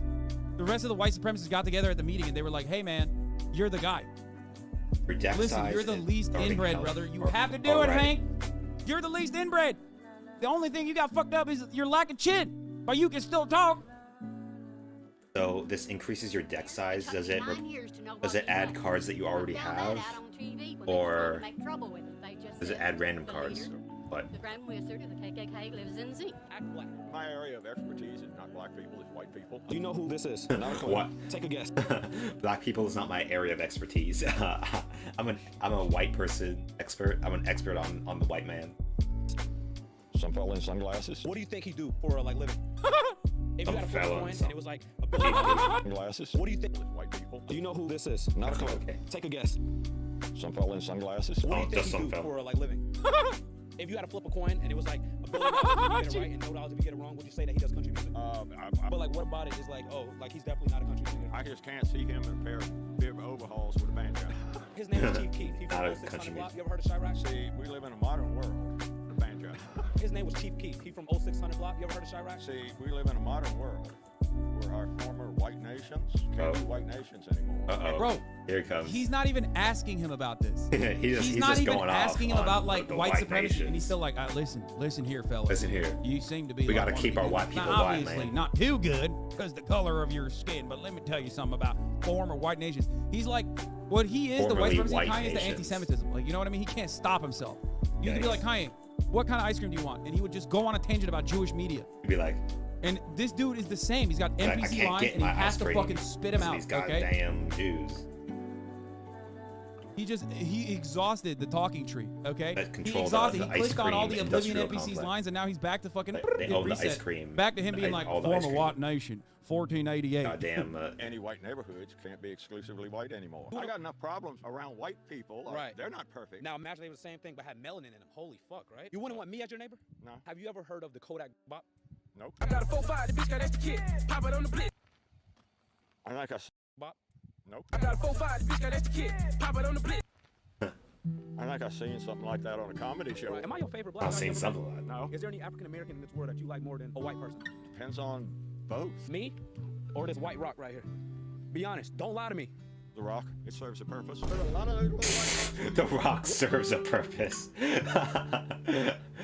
He's like, do you like me or this rock? And he's like, hey, the Rock's a rock, you know. I like rocks. Well, there's nothing I can legally do about it. Have you ever slept with Nothing I can legally do. You ever like? Would you ever sleep with a black girl? No. What's your type, by the way? Rock serves a purpose. What is I don't have a type. He doesn't have a type in my sister. A lot of you liberal folk come into my town telling me I can't fuck with my sister. Well, guess what? That's my type. Can't do nothing about it. He's gonna say I don't have no type. Bad bitch. The only one who can fuck my sister is me, brother. Bertha's the baddest bitch. She's my cousin. Charmander. I don't have a type. Like, what about it? To start with, I don't do that. Dre Michelle. No. Would you let her sit on your face? Like No. You've never been like down bad 2 a.m. You damn near about to explode. It's like, damn. You wouldn't even just let like Megan Thee Stallion like sit on you? No, I don't indiscriminately chase everything. What do you usually chase? I usually chase. This guy, by the way, shouts out to the fucking UPS. I mean, dirt road, okay, backwards town, and these motherfuckers are still working, okay? You see that? Delivery drivers, the backbone of this goddamn country. They will literally go to your fucking dirt road and deliver. No AC, by the way, of course. The worst obviously. towns in America, they will do. Wait, what was I gonna say? Oh yeah, I love this guy saying like, I don't indiscriminately chase anything. Bro, have you... I mean, chasing is the only thing you're going to be doing. I don't know if you're catching. Hopefully not. But goddamn. He's chasing something. Rondo number 9. Heard of it. $500,000 for dinner with Jay-Z. $500,000. What? That's a lot of money. It's worth something. Labor Day or Black History? I mean, why would you not want to have dinner with Jay-Z? But he's an interesting guy, even if you're racist against him. Want to talk to him. Labor Day. If it was up to you, would you want all black people gone? I wouldn't want to be around them. If you was to go to LA, who would you check in with? I would not go to LA. You wouldn't be over there like Slauson and like... Dog, this guy lives in a place where there's no working sewage system. And he's like, I would He's not like, go to LA. I heard the streets smell like shit over there. It's like, bro, I heard that you place smell is like full shit. of liberals. The fuck do you mean you wouldn't go to LA? LA's a liberal shithole. It's like, bro, you don't have a road to shit on. The fuck do you mean? There is no road to take a shit on. Your place is a literal shithole. Yeah. Why did Hassan get offended by that? Because this motherfucker lives in Zinc, okay? That's why I took offense to that. Half of you motherfuckers are like, oh man, LA sucks, you've never been, okay? And yes, there are a lot of shitty components to it. But like, goddamn, dude. Motherfucker lives in Zinc, there's like LA, 8 people and they're all a part of the clan, and he's city. like, no, won't be going there. Would you ever go to the Bronx? I wouldn't go back to any part of New York. Oh, he's been. Bronx drill rap? Wait, New York State? There are plenty of places in New York State that have like lots of conservative rural people. I'm sure he'd fit right in. Maybe not all the way in. Fit in pretty well. Again, though, some parts of upstate New York there are hella conservative. None. I like classical music. shut the fuck up. These guys never listen to classical music, dude. He is such a fucking liar. He's like only trying to fucking. He's trying to run with the whole like supremacist narrative. Oh, I like classical music, you know, with the banjo. Shut the fuck up, bitch. What was just saw my op. He's really popping his ass get flopped. Look, Trash. you want to go to like a concert? Trash. No, well, hell no. Fucking trash, bro. Wheezy F, baby, and the F is for phenomenal. F Okay, if he says so. Who do you think was the best president in the last 20 years? Obama. Dude. Obama. Oh, he says Obama. What? Wait. He's an Obama supporter? More than Trump? Wait. I paused this because I was gonna make a compelling point about the top of the hour ad break, which comes at the top of every hour. If you no longer want to see those ads, all you need to do is subscribe. Oh, come on, you're running an ad break now, right when you're about to get into them. And that's right. The uninterrupted broadcasting experience behind the 60-second paywall is going to be why he likes Obama. Sorry, not sorry. Like I said, $5 a month subscription or free with a Twitch Prime, or by getting gifted a sub. You can also avoid those ads. What a time to run the ad break. Here is the ad break now. Why is he going to say Obama? Thank you, La Keisha, with 5 get the subs. You're going to say, I like Obama because he exposed what the liberal agenda is all about, right? He revealed that he proved that, or he's like, Obama proved that a black man can be just as a white man. Something. Oh, free. Finish him. Thank you, Corso 117 for the 10 gifted subs.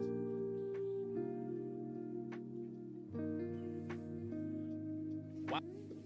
Plot twist. Wow, really? He made everything racial overnight. Oh, shit. Oh, okay. Oh, man, I should have seen that coming. He's like, oh, yeah, I like Obama because him, a black man being president, made, like, inflamed all the flames of white supremacy. Made everything racial overnight.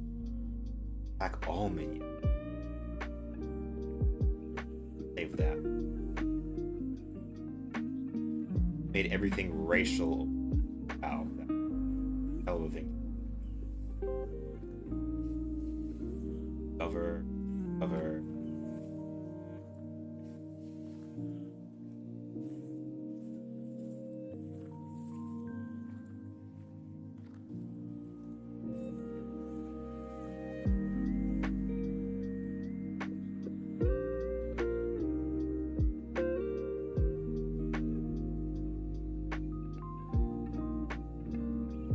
I like Obama because he inflamed racial tension and made white supremacy more popular. Yeah, that's it. So you said Obama because you like that he made it racial. Oh yeah. So would you consider Obama the GOAT? GOAT? The greatest of all time? No. Do you think Obama did something that Tom Robb can't? Well, yeah. I mean, he did a lot of things. In my lifetime. You don't like Trump? Fuck. So I'm not like low-key like. Oh, so he doesn't like Trump. Okay, so it can't be that bad. 6 people that were his people, but he did pardon a lot of rich people. He did pardon Kodak Black, and Kodak Black do be putting on for Broward. I don't like a traitor. Who was the greatest basketball player of all time? Oh, he's like, I don't like a traitor. Yeah, I'm a like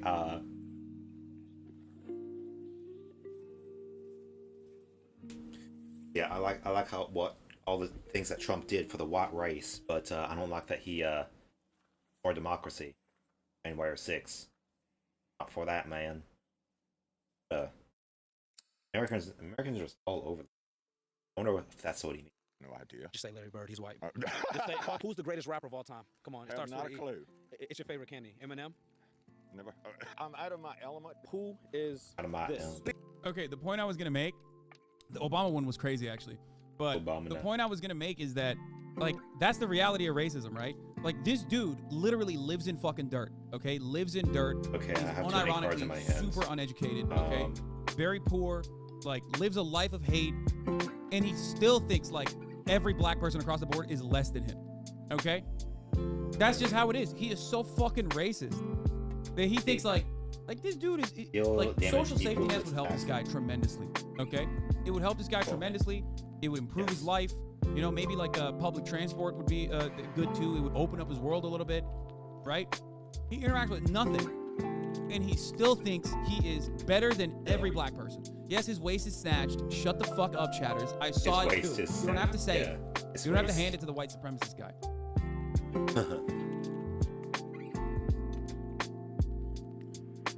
Yes, he's got the perfect hourglass figure. Okay. He's got a nice shape. You can tell it. You can tell if he has a daughter, his daughter would be Oaken. Nigga don't give a fuck about none of that. You bitch ass niggas be hiding. We real head hunters, man. Bitch ass NBA young boy. Hey, it's me. Don't have a clue. Nope. His name is Famous Dex. You ever heard of him? Y'all look stupid, be honest. Yeah, Dexter. You done showed me a damn. Right. Let me show you one of my moves. Right. Let me show you one of my moves.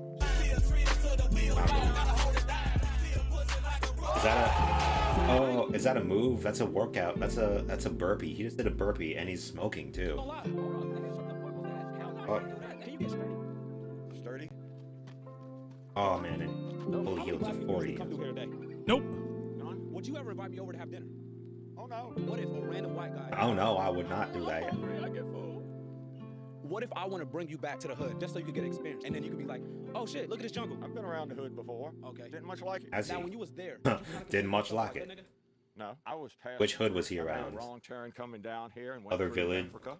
other town, like an hour's drive away that had like 3 black people. Africa. I was passing through. I made a wrong turn. Now when you was there, did you kind of consider yourself like hood nigga? No, I was passing through. I made a wrong turn coming down here and went through Memphrica. I made a wrong turn. Went to the town that had that allowed black people to live in it. Memphis, Africa. Oh my God, he loves it. Memphrica. Oh no. He loves it. Look at his smile. Oh, the smile that's missing so many teeth. Oh, that's perfect. Dude, he's like, oh, yeah, dude. I got him. That's right. I got jokes. Oh my God, what a fucking asshole, bro. You live in zinc. Fuck. Yeah, Look at teeth, man. What the fuck? look at that one tooth sticking out. Yeah. Honestly, like a lot of places in Africa would be better than this. Level 12 racism. Africa. Oh man, I forgot the battle cry. Would you ever go to Africa? For what? To see all the great blackness. Sounds a friendly man. I'm a male. I'm a man. I'm a he. You know what's crazy about that? I'm a male. I'm a man. I'm a he. You know what's crazy about that? Like, this motherfucker lives in a dirt road town, and he is tapped into the culture war shit, bro. Look at that. I'm a man. He's saying that because he's like, yeah, them pronouns, they're not coming for me. Bro, there's 8 people living alongside of you in the same commune, and you're all related. Why do you know about he, him? Why? This motherfucker's life is just cooking meth in a bathtub and watching Tucker Carlson every night, okay? That's it. That's crazy, bro. That's crazy. Live your life, homie. What happened to you? He just sits there. He sits there and gets angry. What a fucking sad, pathetic fucking existence, man. Holy shit. That's life for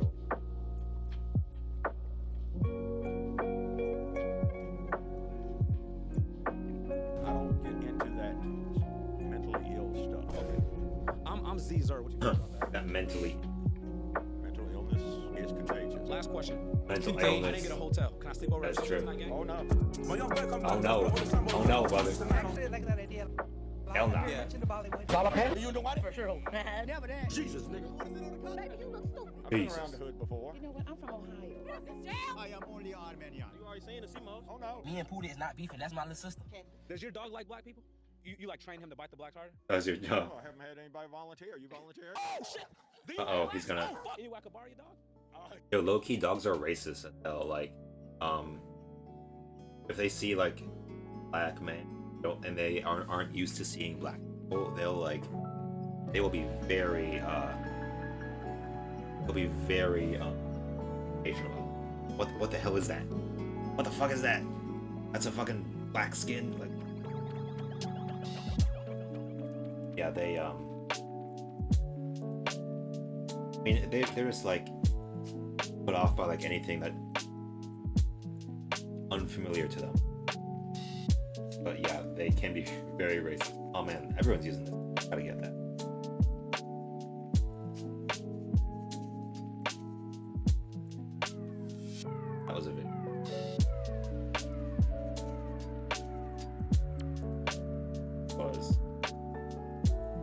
Bro, they got racist. Bro, they got racist. Horrible apology documentary. But today I've got something truly special to show you. This is the magnum opus of saying I'm sorry. It doesn't come from a YouTuber either. This comes from a basketball player, and he completely redefined the apology video meta. He made an entire apology documentary talking about Draymond Green. Now I don't know how many of you are some red-blooded American, brewski boofing, patriotic sports fans, but I'm gonna break down the situation for those of you that aren't and don't know what I'm referring to. Draymond Green is a professional basketball player, plays for the Warriors, and recently he was filmed in practice punching his teammate after an argument. I can't show the video because YouTube will probably age restricted for shocking and disturbing content, which it's not. So I'll just paint the picture with words here. So Draymond Green and Jordan. Does anyone have the video? Remember one time when I broke my leg and I came home in crutches, my dog was barking at me. Like, what are you doing walking with crutches? What the hell is that? So they'll bark at anything. But don't take it personally, black people. It's not your fault.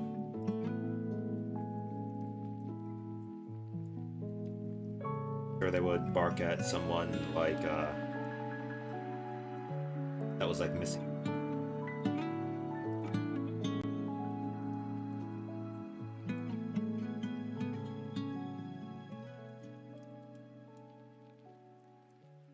He's brutal. He decks him, lays him out. Is 2 seconds long, not worth the watch? Yeah, I think not.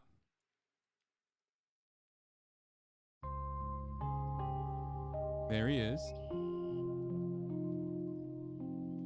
Draymond Green violently punched Jordan Poole.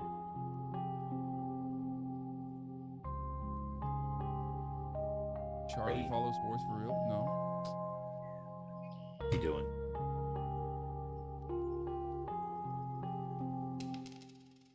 Why did he do that? Oh, shit. Oh. Why did he do that? Oh, shit. Big punch. Wait, why did he do that? Oh, God damn. He fucking hit him with the Superman. His damn. God. Fighting. God oh, wow, damn. Look at that. Beat of that punch. That's the one punch. God damn. Right in the chin, right in the chin. Oh. God damn. Falls down. Ooh. He fucking hit him with the Superman. His right leg cocked up behind. Wait, explosive Superman. Explosive bowel moves right leg from viral TikTok saltwater flush trend. Don't drink saltwater, guys. Yeah, that's not gonna turn out well. Behind. He called Draymond a triple single. People are at practice, and then some words get exchanged between the two. I can't read their lips, and the quality looks like it's straight out of 2001 off a goddamn Motorola Razr, so the quality's fucking abysmal. Don't know what they said to each other, but they were some not nice words being exchanged. After Jordan Poole hit him with a SpongeBob reference that he didn't appreciate, something like, "Hey pal, you just blow in from Stupid Town," then Draymond Green gets up in his face. Jordan Poole pushes him off, and in response to that, Draymond Green fucking cranks a mean one and lets a Go-Go Gadget Extendo knuckle sandwich fly. Absolutely blasted. I don't think it was a full-blown knockout, but Jordan Poole did hit the ground hard. Like, he went down harder than the UPS delivery driver throwing my packages at the door. But this is where this fight started and stopped. The team separated the two of them, and the video was leaked to TMZ, and this became a huge deal in the entire sports world. Afterwards, Draymond Green did issue an apology publicly, saying he was sorry for the whole situation and how embarrassed he was by it. But clearly he wasn't embarrassed enough because he decided to shamelessly make a documentary about this whole situation as well. The man made a full-blown, goddamn Michael Moore-style documentary on his punch of his teammate. It's so weird and goofy. I'm going to show that to you now, at least bits and pieces of it. But I also want to let you all know, if you're not familiar with Draymond Green, the guy has a reputation for being a bit of a douchebag. If you just type in Draymond Green hitting players in the nuts, you can watch full compilations of how many times he's kicked other basketball players in their ball sack. He's made a habit out of it. There's one player in particular, Steven Adams. I believe he's kicked him in his fucking jewels 3 times. 2 times in one game, if I remember correctly. So he's got a reputation. People think they have tension because both are expiring contracts, don't like each other, and Warriors are running out of cap space. After the punch, Poole recently got a $140 million 4-year contract from the Warriors. Jesus Christ. Being a bit of a dirty player and a bit of an asshole. So this was just a nice cherry on top of that already pretty bad reputation. On October 5th, Draymond Green and teammate Jordan got into a verbal altercation during practice. Oh yes. What is this documentary, bro? Oh god. What the? What is? Starts off with a video. What is this documentary, bro? What the fuck? The incident ended with Draymond punching Poole in the face. Yeah, they pulled out all the stops for this one, all the bells and whistles. They got a professional voiceover here, making it sound very official, professional. And you would think most people in general would want to move on from a controversy like this. Just, you know, apologize, put your head down and ignore it, so that way it will hopefully go away faster. But bro, yeah, they got Ken Burns on it, dude. They got Ken Burns on the dock. On the punch. For some reason, Draymond and the whole team that put this piece together really like to roll around in the drama of this, making it a spectacle. I don't know what. Wait, is Draymond the one who has his own podcast? Oh, Draymond's yeah. also trying to be the Man. person who started a popular podcast recently. He's very good friends with LeBron and has the same agency as Clutch Sports. Wait, Draymond's the one that literally will, after like a shitty game, will go on the podcast and talk about it? Let's see. Oh, never. Like they've made jokes about it. Right? I've seen it on sports Twitter where they like they'll. That's a fun basic deck. He did an episode after every playoff game last year. I mean, that's smart, I guess. Yep.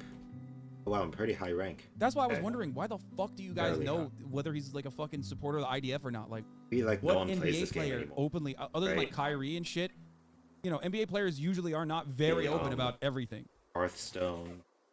That makes sense. Stone. And no, I'm not saying Kyrie Irving is a supporter of the IDF. I meant. Last 30 days. 4.3. He's just out there. 6. Sports Twitter, holy shit, you're a white cishet himbo. Wait, why? What would NBA more Twitter? people are playing minus in August. Oh, handsome. August, for like outside. They thought was a good idea about this, I making a was doing documentary to explain the punch. It's totally unnecessary. I think everyone understands what happened here. Draymond got upset and punched his teammate. It's very simple. It's like the simplest story ever told. Yet they're making it seem like a very complex issue with very many moving parts to it that we don't fully grasp. Thus need a documentary to explain it to our little idiot brains here. Yeah, what's the whole? It makes no sense to me. They're just here trying to squeeze as much milk from this controversy as possible, just grabbing it by the tit to get as much juice from the squeeze as they can. I think you're initially upset. Pissed. Oh my God, look at the lighting, dude. He is, wow, this man is a media demon, okay? One look and immediately, I see, you show me this frame, it's like, it's over, okay? What is this front face stare. New GDM video is crazy. You don't say. The reason you punch people is because you're... New GDM video is crazy. Civil War the reason you punch people is because you're upset and pissed off. Oh no, what's with all these racial Truly politics? groundbreaking revelations here. My third eye is open. My mind is being expanded. Just please slow down here, Socrates. We're tackling some very profound and deep things now. You're telling me there's a correlation between being upset and punching someone? No, what? Crazy. Part of the process of why did this happen, and walking yourself through why, the different things that can get you. What is happening? You just punch someone. It's fine. Yeah, it's like, is like over autistic. Am I crazy? Like, Love all punches these are fucked spooky up. Fighting is emos fucked up. that- It's not a good thing. But sometimes, you know, shit gets heated. It happens. I don't understand why everyone like goes absolute bananas over this sort of thing. Like, Draymond also put a dick pic on a Snap story. Jesus Christ. Okay, well that's a bit much. You to why. Well, was it what took place actually took place? It's not that deep. I wasn't even there and I could tell you why this happened. Because he hurt your feelings and you lashed out, you had a little temper tantrum and punched him. It's not a confusing situation that needs like a deep explanation. The only question I'd be asking is, why didn't you aim for his nutsack like you normally do? Now that you process what just happened, now you've processed. Is he trying to make himself cry? Why does he sound like that? Why? Now how do you feel and what do you feel about it? What in the fuck are you even saying? Jesus Christ, you punched your teammate. That's it. I don't think after the punch you immediately went into a sensory deprivation tank to meditate on it and really dig deep into the weeds and figure out, well, why did this happen? Badass dwarf. Controversial opinion. I think making apology videos like this unironically makes the situation worse.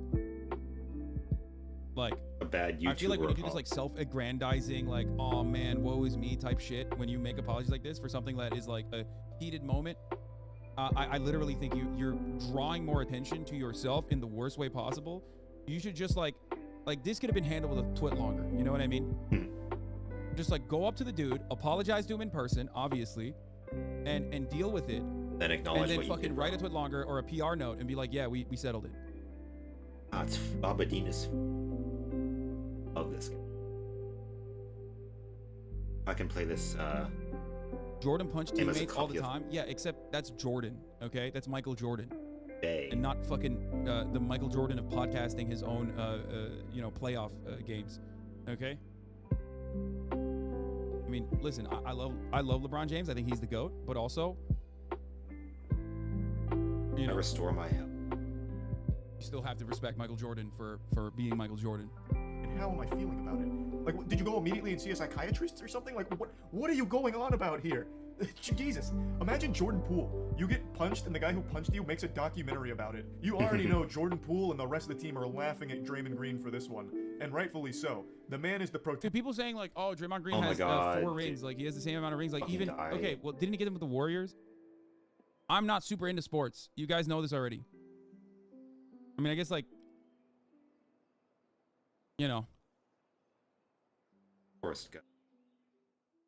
when I inevitably get to gold, I'm not going to run around being like, I'm a gold player, okay?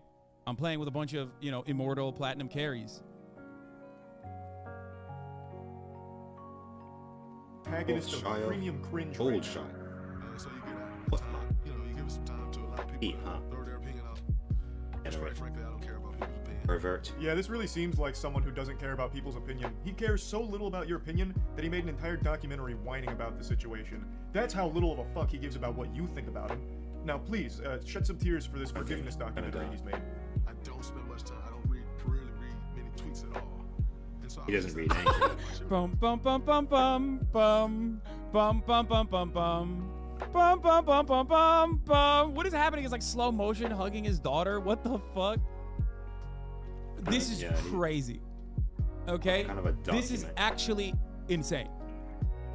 If you want me to be honest with you, I still don't know how. Draymond has been a key player in all 4 of his rings to say he got carried his casual NBA fan stuff. Okay, I'm sorry. Yes, he's a great defensive player. You said it.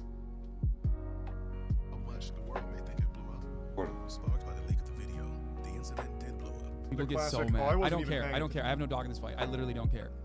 Okay? I don't care. I don't care. Stop. Stop.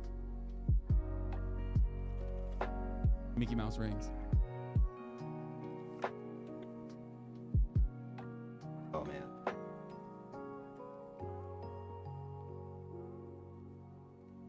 I know that's LeBron's, but still.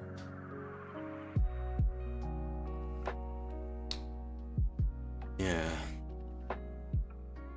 Attention, I didn't think it was a big deal. I was at home with my family being a loving father, and in fact, I'm one of the best fathers on the planet. I'm not a bad guy. In fact, I was just so preoccupied being the best dad of all time that I didn't even stop to notice that people were upset at me for a video that was taken or something. I don't even know if it was a big deal at all. I apologize to his family. For me, that is the task at hand, to rebuild trust in our locker room. I felt as a man, I felt as a leader, that I would do everything that I can to make this right.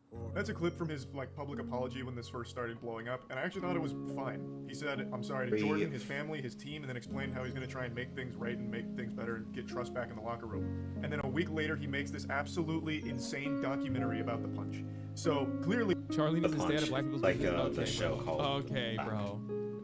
Okay, dude. This is like the chatters that were saying, bro, you're being racist against the Golden State Warriors. Okay. Man, we're talking about the NBA, brother. That's crazy. Like, come on, dude. Individually.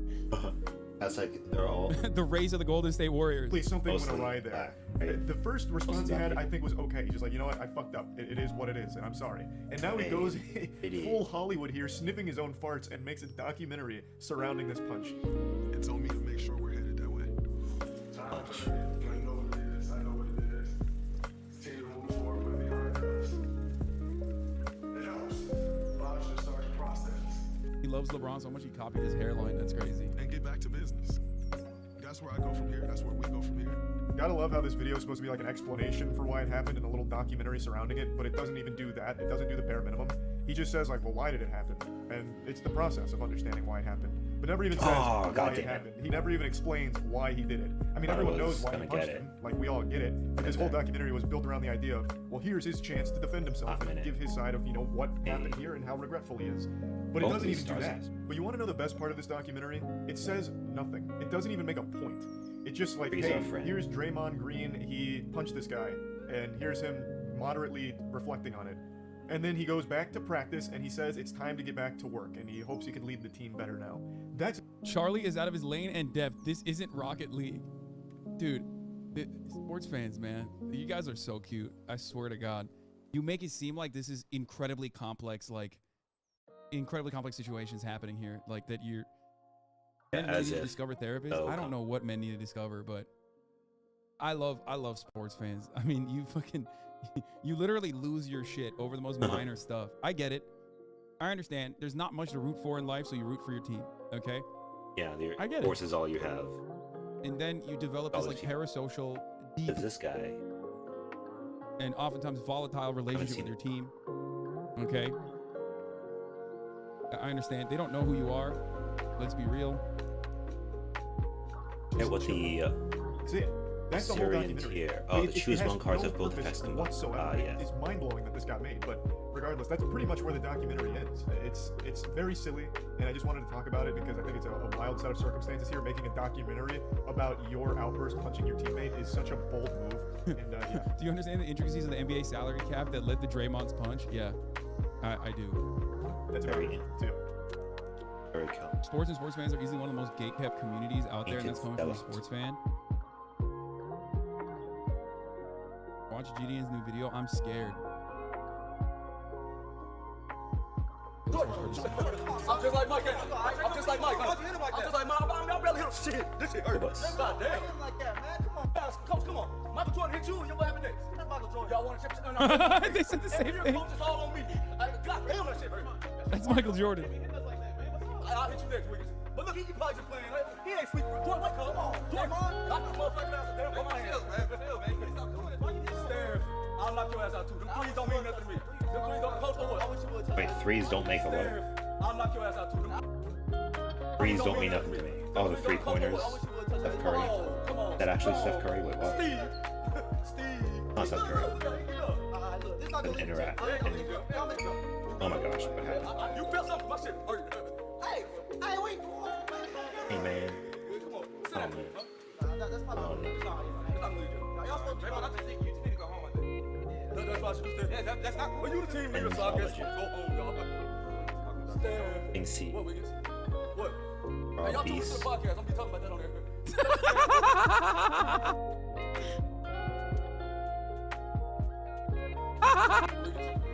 You the team leader, so I guess I'm gonna go home, y'all. What, Wiggins? What? Wiggins? Hey, y'all tune into the podcast. I'm gonna be talking about that on there.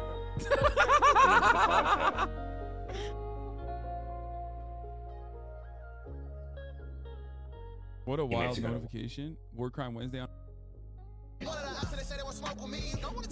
Whatever you say, master. I was good with y'all boys, man. So we just flew all the way to Kentucky because Real lawyer reacts to She-Hulk. What is there to react? I want to do it with somebody, but I couldn't think of anybody to do it Or with. I'm she's- just kind of out here by myself, but hopefully I just. Oh, this Brody, this is Canal Joseph, man.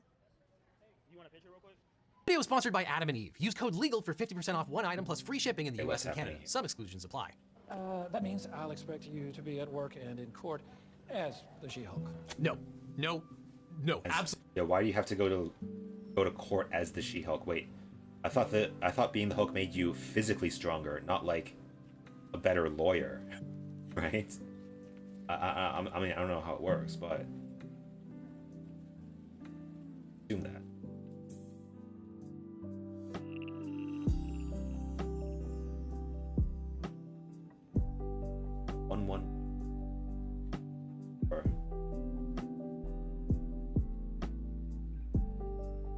Absolutely not going to happen. This is. Yeah, does being the Hulk make her a better lawyer? Why? How does being the Hulk work? I don't know. It's an employment lawyer's worst nightmare. Yeah, I'm sure if your lawyer is the Hulk, that can lead. That's like a lawsuit would happen, right? Like, you know, she's gonna go ape shit.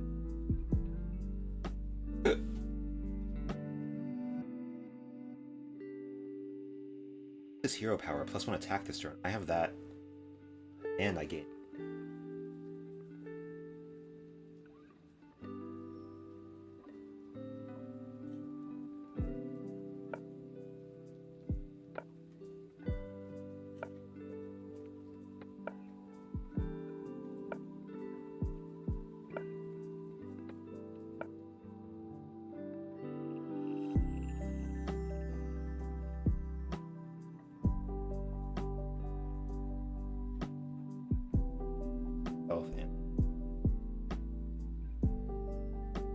Boop.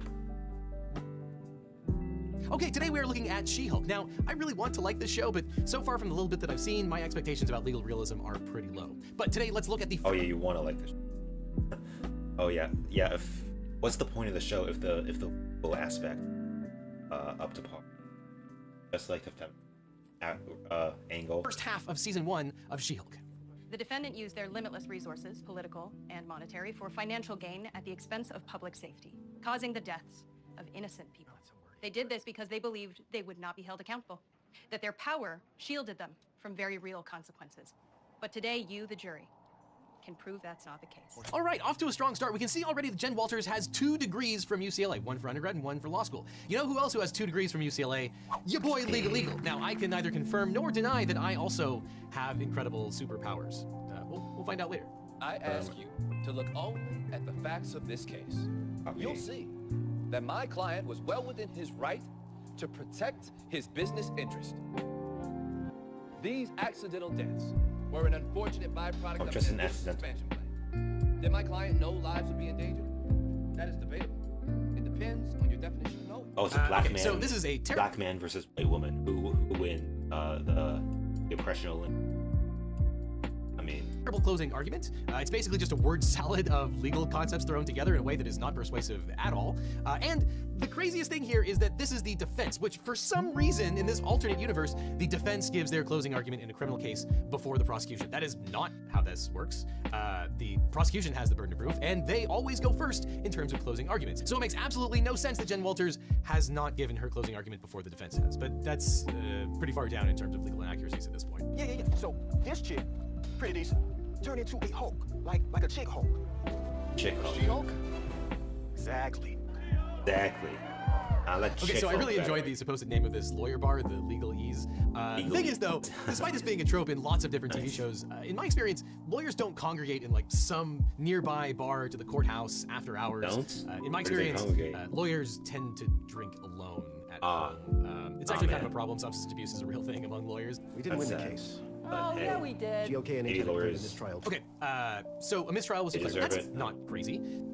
The standard for mistrial is cannot receive a fair trial. The chances of receiving a fair trial are irreparable. You run out of time. The thing is, though, when a mistrial is declared, there's going to be a do-over. They're going to have another trial. You don't lose the case. The defendant doesn't walk free. It's just that this particular jury has to be dismissed, and you have to do it all over again. Just the same, since you saved the lives of an entire jury today, GOK and H argued that the jury was then biased in your favor. What are they supposed to do? Like, let them get hit in the face with a desk, and then they have blunt force trauma, and they're all... In your favor. What are they supposed to do? Like, let them get hit in the face with a desk, and then they have blunt force trauma, and they're all bleeding out all over the courtroom floor. No, you did the right thing, but it unraveled our case. It didn't unravel their case. And if anything, it would be more reason for her to be counsel on the next trial, because she's gotten all this publicity that not only was she a lawyer, but she also saved the lives of the jury. So the idea that her district attorney boss is upset is preposterous. Jen, I'm sorry, I have to let you go. This makes you a liability for the DA's office. What? Okay, all right. Preposterous that they would be upset that they lost the case because of mistrial, which isn't losing the case. But double or triply so that they're firing her because she transformed into She-Hulk and saved the jury. There's an argument here that this is a violation of... Wait, how does she save the jury? By of the ADA. The Americans with Disabilities Act prohibits discrimination against people with disabilities in terms of employment, and the Civil Rights Act of 1964 prohibits discrimination on the basis of race, color, religion, sex, or national origin. And here, she has a genetic abnormality that makes her a superhero. There are all kinds of issues here. And also, all sorts of... often district attorneys' offices have unions, so there would be a whole grievance procedure. She's a government employee, so she receives all kinds of due process protections. The manner in which she was fired, impossible. Absolutely impossible, ridiculous. It's just a plot device to get her to go somewhere else. Oh, hey Devin. Nando here. Just wanted to clear something up. That plot point makes way more sense in the comic they're taking it directly from. There's a similar moment where Jen is fired from her law firm because after she saved the jury, the case Jen won is deemed a mistrial. However, there are two pretty big differences that make the firing work in the book better than it does in the show. One, Jen is a mess. She had a rough early 2000s. But second, more importantly, because Jen was an Avenger at the time, the court case in the book is not interrupted by Titania trying to mess up that courthouse, but MODOK, the big evil head in a floating chair, trying to freeze the entire planet. So I think Jen's boss has a stronger peaceful head in a floating chair, trying to freeze the entire planet. So I think Jen's boss has a stronger case here. This is not an isolated incident. everyone on the planet has been saved by She-Hulk. So you could say Jen has undue leverage over every potential juror in every case, and therefore... Wait, she already saved the world? What the fuck? Anyone arguing against Jen could get a mistrial on the basis that Jen saved those jurors too. I'd like to offer you a job. Mr. Walters, you laid out a winning case against us before I had it declared a mistrial, of course. Oh wait, I should have played cool. What did I do? So, I would like you to come work for us. Okay, this is slightly less unrealistic, and frankly, I think this probably would happen in the wake of Jen Walters becoming She-Hulk and saving the entire jury, and presumably having above-average legal skills. Wait, Jen Walters becoming She-Hulk. She saved the jury, and that made the jury vote for her. That's bullshit. The entire jury, and presumably having above-average legal skills because she went to UCLA Law. That's not a legal argument. Nice thing to do, but like, not a reason. I can absolutely see that some law firm would reach out and want to capitalize on that good publicity. Oh, he's out of cards. You know, I think that's a cool idea. You got me fired and you want to hire me. To be head of a new division, yes. Take some time. I accept. But I will only do it if I can hire my own paralegal. Non-negotiable. I truly do not care who your paralegal is. Yes. Okay, that's a great line. Would some senior partner care about her hiring a paralegal? Absolutely not whatsoever. Kind of a ridiculous condition. I would want to know how much I was being paid. I would want to know if I was a capital or equity partner in the law firm. I would want to know if I get a percentage of the law firm's revenue. Because, you know, unclear how much actual lawyering she's going to be able to do. So if they want to capitalize on her notoriety, and there are lots of partners in law firms that don't actually do much practicing. They are there to be rainmakers and get people to come in the door. You know, she should get a percentage of the profits of that law firm. She has negotiated none of these things. You would expect her to do so. I'm questioning her business skills, if not her legal skills at this point. We just started a superhuman law division, and I want you, the She-Hulk, to be the face of it. Oh. Yeah, okay, so in a world where superheroes are real, I can absolutely see law firms specializing in superhero law. You know, this particular YouTube channel has covered a lot of the implications of superheroes being, shall we say, legally controversial, and I can absolutely believe that there would be a million different things that not only superheroes would need to have covered from a legal perspective, but also, you know, victims of superhero crime or supervillain crime, and the aftermath of superheroes saving the day, but also causing lots and lots of damage. So, yeah, I think a superhero law division is a really neat idea. A little upset that they didn't call me first about that, though. That means I'll expect you to be at work and in court as the She-Hulk. Right now. Gotta go to court as the Hulk. Terrific. No, absolutely not. Not going to happen. This is an employment lawyer's worst nightmare that some partner at the firm, some old white guy, is demanding that Jen Walters turn into She-Hulk as a condition of her employment. Absolutely not. You know, there are places that can require you to dress in a certain way. Hooters is the classic example that there is a sexual nature to the restaurant, and so they have been allowed to require certain sexualized uniforms and things of that nature. Read the sign, Prevert! No! A law firm doesn't, and things of that nature. Read the sign, Prevert! No! A law firm doesn't have that purpose, and you can't have differing requirements between men and women or a specific person. It's crazy, especially given the Rule 34 nature of She-Hulk in general. Do not Google that. Yeah, I mean, this is not. Wait, it's more like rule. All the different.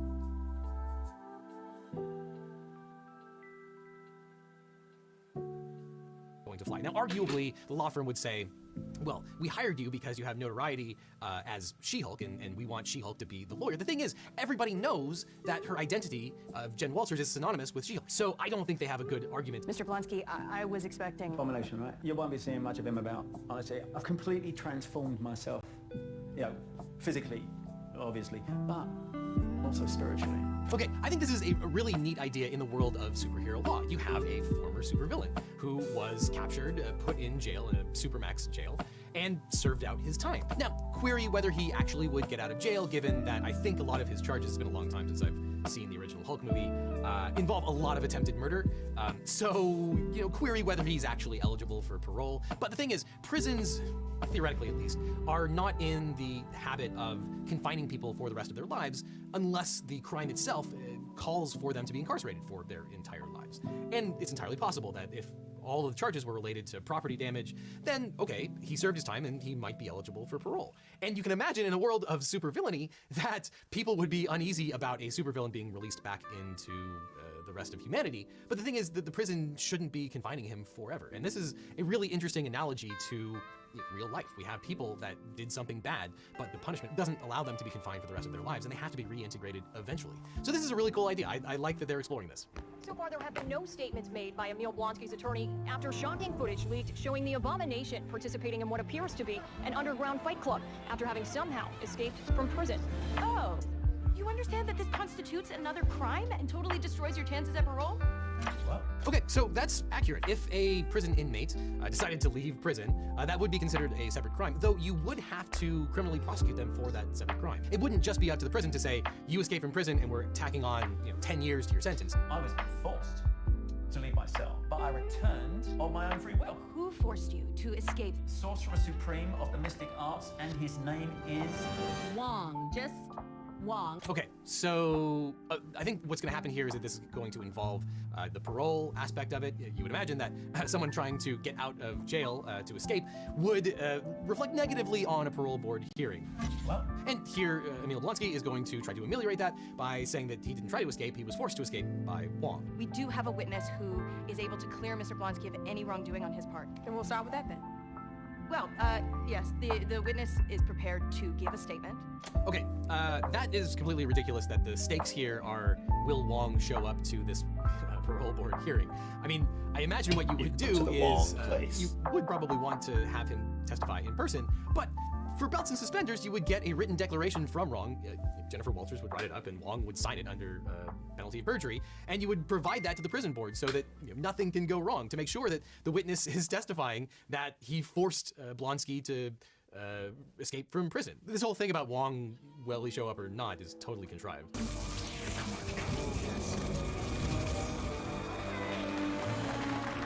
Here is a cease and desist. Cease and desist? What cease and desist? Okay, so I'm not sure on Wait, what basis. can you see that animation again? Here is a cease and desist. Cease and desist? What cease and desist? Okay, so I'm not sure on what basis they can issue a cease and desist to stop Donnie Blaze from using this particular magic. I mean, look, that has never stopped a lawyer from writing a cease and desist letter. We see on the internet all sorts of terrible lawyers write cease and desists. However, dilly-dilly is the motto of our realm. So I guess in this sense, this is just like real life. You have very dubious circumstances in which to force someone to stop doing something that you don't want them to do, and yet the lawyer is writing a cease and desist letter to threaten them. We have filed a complaint and a motion for preliminary injunction against the defendants citing unfair competition and gross negligence. I must say, Counselor, I am hard-pressed to believe that a magic trick could constitute gross negligence. Well, okay, yeah, there is the... To believe that a magic trick could constitute gross negligence. Well, okay, yeah, there is the question of whether a magic trick can constitute gross negligence, but the bigger issue here is that Wong doesn't have standing to file suit on the basis of negligence. Negligence is a cause of action that requires you to be injured by the act of negligence. So, the woman who was sent to the demon realm, she has a cause of action for gross negligence. Wong does not. He's a complete third party. Now, with respect to unfair competition, here, Wong is not engaged in commerce. Wait, what if the lady sues? Yep. What does the lady have to say about all this? She okay with it? It's not competing with Donnie Blaze, so that doesn't work either. Also, you would probably just turn this over to the district attorney. You have someone walking around using what is effectively a deadly weapon, engaged in all kinds of nefarious acts. That's probably something the district attorney should probably prosecute here. Maybe, Do you have any witnesses? Maybe you can just send in the, I don't know, superhero police. Corroborate your claim. Oh yeah, I heard about this. The animation for the She-Hulk is just total garbage. Like, even worse than like Marvel anime. It's just awful. I mean, I guess you don't have to be very high quality to. You just have to do all the virtue signature. Hey, look at this. Your Honor. Have any witnesses Look at who this. can corroborate your claim? Look at the animation here. Yes, we do, Your Honor. It's so plastic. I'm gonna show you my high school with Constantine right now. By the way, lack of evidence is not the problem here. You can have tons and tons of evidence, but if you don't have a cause of action that works in the circumstances, this case should be dismissed. And here, this is exactly the kind of case that should be dismissed on a motion to dismiss. I move to dismiss. You cannot copyright magic. No. There is precedent. According to Jen Walters, they're not filing a copyright suit because you can't copyright magic. It's like someone pulled out a legal dictionary, flipped to a random page, threw some words into the script, and then, said it in a courtroom. My client is obviously novating this ridiculous cease and desist. defalcation. This is just a blatant attempt at cross-examination. Mo debet bis veraxi pro una et idem causa. Oh wow. No Hello, fellas. Good evening, my lady. Before I send my little friend here back to his own dimension, I was wondering if you would agree to the terms of our cease and desist. Absolutely. Fine, okay, we agree. My office will be in touch. Yeah, okay, so, I mean... Isn't that kind of a coercing them thing? Forming a contract while threatening someone with a demon, probably going to constitute them with a arrest, demon. and whatever terms they have agreed to is not going to work. Basically, this is the Scoleri brothers joke from Ghostbusters 2. All right! Pushing the order!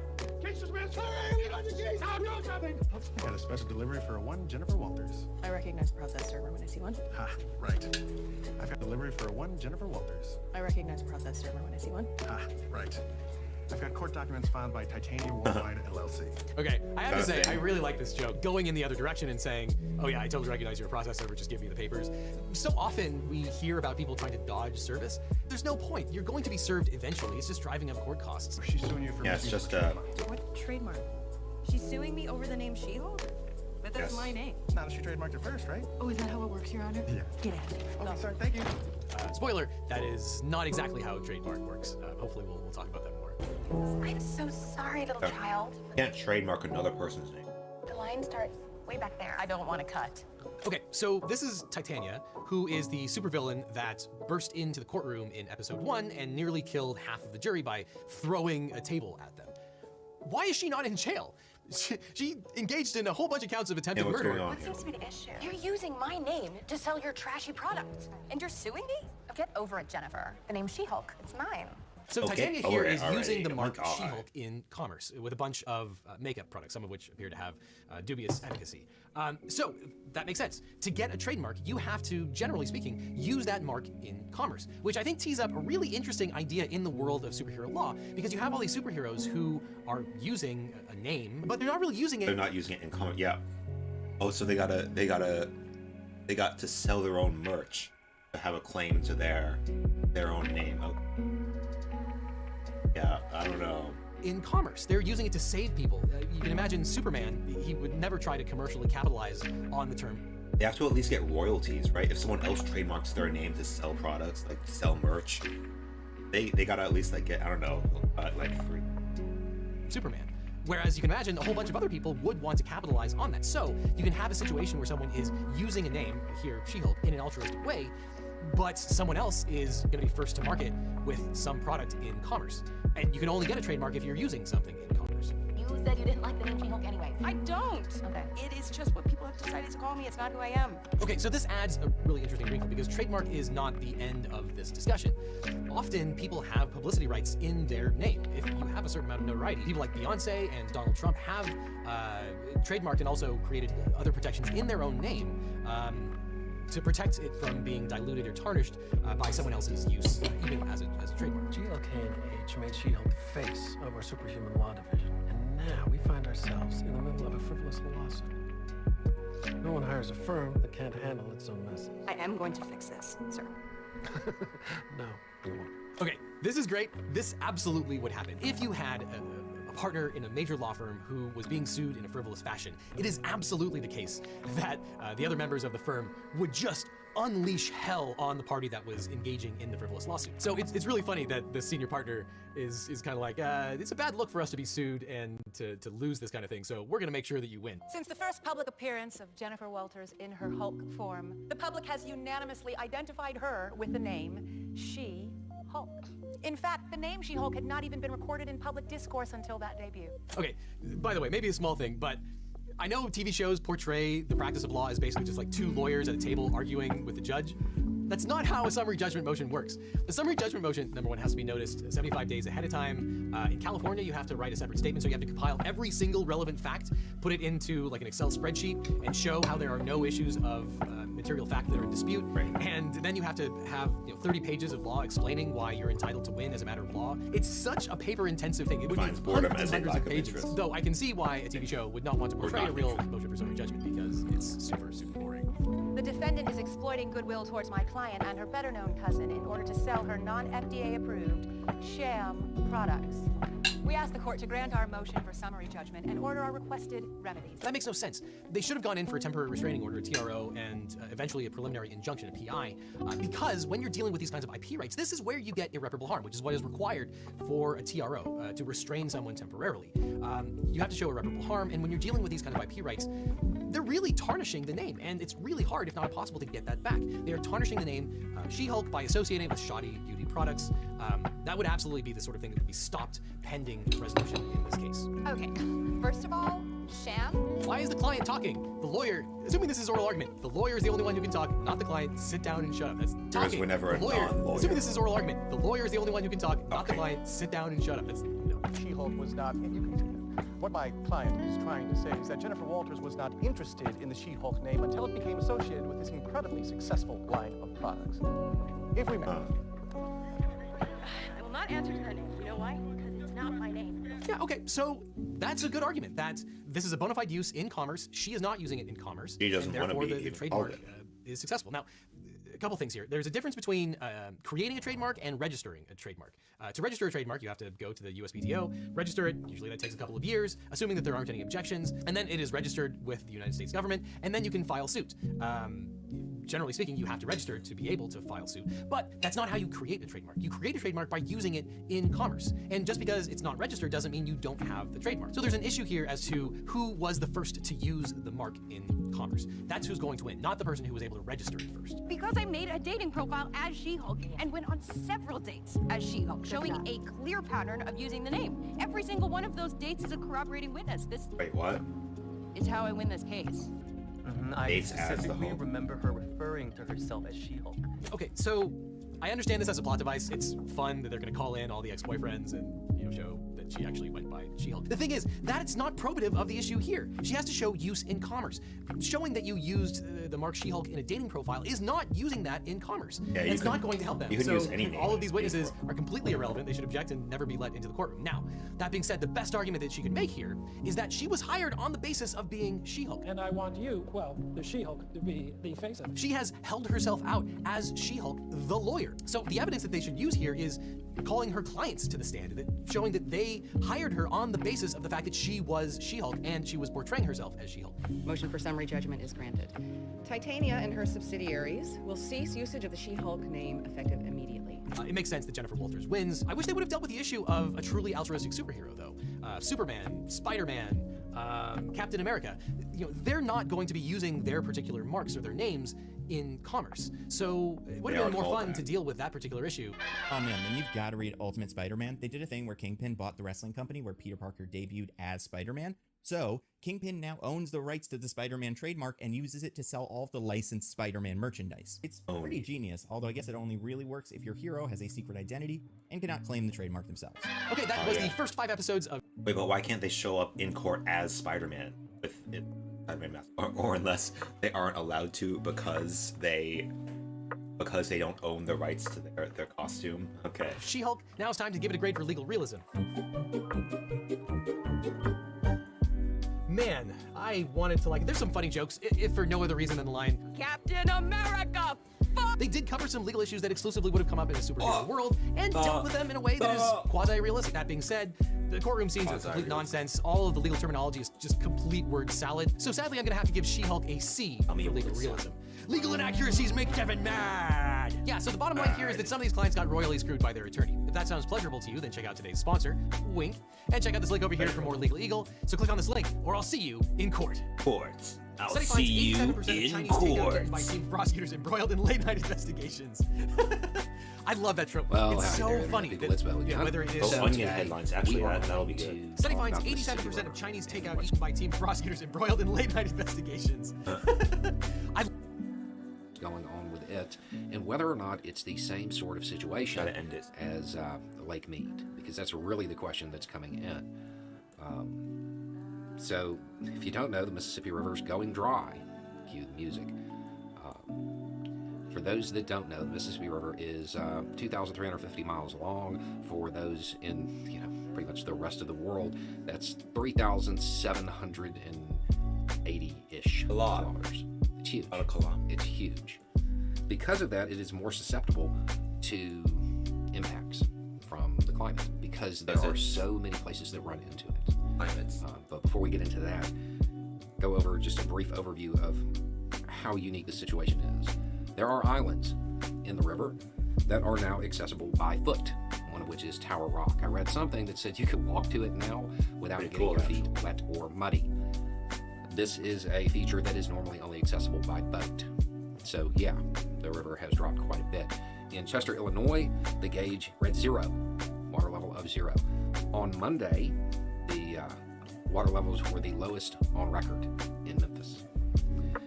The levels are low enough to be impacting shipping, which is less than ideal for our ongoing supply chain issues. That's right. Because the Mississippi River moves a lot of cargo.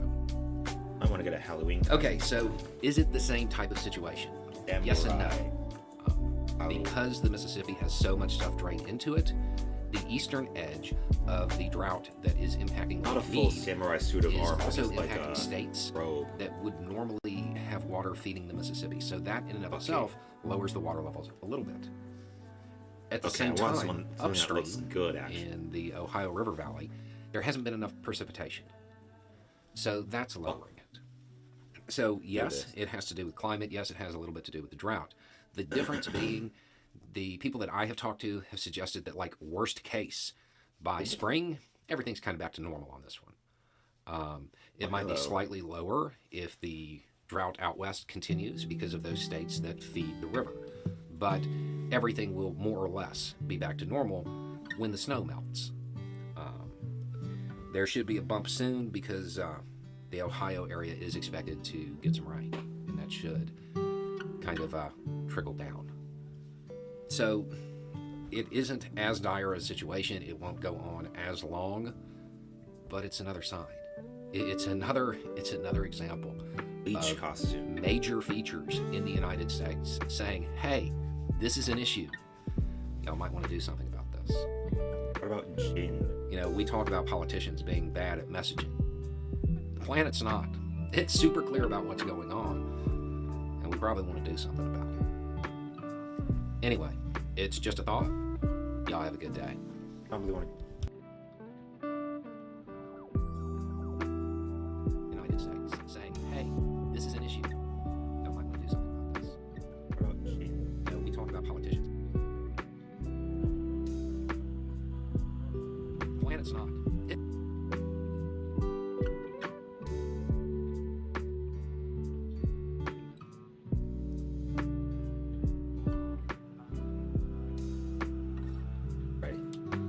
Love that trope. It's so funny that whether it is prosecutors or corporate lawyers, they're all in front of a big table late into the night, and then they just get box after box of Chinese takeout, and they have some brilliant idea while shoving lo mein into their mouth. The Onion is by far the best source of satirical news on the internet, and they have on occasion taken shots at the legal profession. But the best satire has a grain of truth. So let's see how the Onion does when they make legal headlines. Okay. All right, so right off the bat, jurisprudence fetishist gets off on a technicality. That's sick. Probably something twisted like SMJ. Oh my god, I can't believe I just made a subject matter jurisdiction / BDSM joke. That is a heck of a way to start this video. Amazing. Ketanji Brown Jackson weighs history against soul-crushing thought of spending time with these people. Ooh. Okay, I really think that the thought that the members of the Supreme Court are not friends with each other, or at least professional with each other, I think that's completely overblown. I think despite their political differences, I think probably most of the people on the Supreme Court are perfectly fine with each other, and the people on the Supreme Court are perfectly fine human beings. I don't think Ketanji Brown Jackson will have much of a decision to make. Or most of them. History. All right, class action suit against God pays out 45 extra seconds of life to every creature. Class action. Ooh, that hits close to home, especially given the number of class action suits I've covered. Calling it a historic victory for all who have been victims of the Lord's negligence. Lawyers representing the planet's estimated 20 quintillion animal inhabitants announced Tuesday that a class action lawsuit against God would pay out an extra 45 seconds of life to each creature. Lead attorney Landon Burke announced that each creature. Wait, but a 45 seconds means much more to like a fly or an insect. 45 seconds is nothing. Anyone who believed they were owed restitution by God could reply to the notice they received in mail or sign up online to receive their supplemental 45 seconds of life. That's really funny because that is why wouldn't you roll it out like proportionally lifespan? Often how you have to provide the class the restitution that they get is through a postcard. It's a whole thing in federal court, or going to this really janky website that always looks like a scam. Why do the class action websites always look terrible? People don't sign up because they think that they're being scammed, when often it's legit. I mean, class action lawsuits are notorious for paying out really small amounts of money or coupons to the class.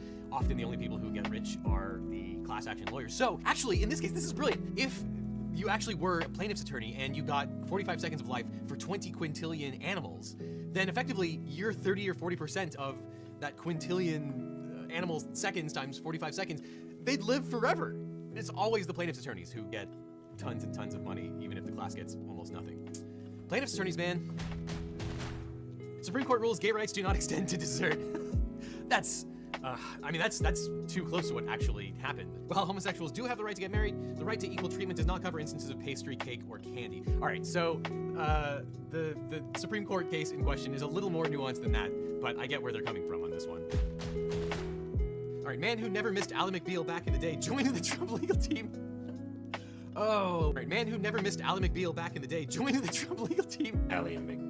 Oh boy, it seems like only yesterday that we were dealing with Donald Trump and his team of horrible, horrible lawyers. Honestly, if you were comparing Rudy Giuliani and Sidney Powell to someone who never missed an episode of Ally McBeal, I think that would be a fair fight. That would probably be fine. And the funniest thing about this article is that it's from 2018. The worst Trump lawyers hadn't even been retained at that point. Oh, Man, yeah. we were so innocent back then. Back when someone... Christ sues Catholic Church for unlicensed use of his image. I never signed off on, nor do I endorse the sentiments behind any of these candles, plates, statues, paintings, none of it. I don't want to have my brand devalued by a bunch of people just trying to turn a quick buck by slapping on a reproduction of my wounded body on a cross.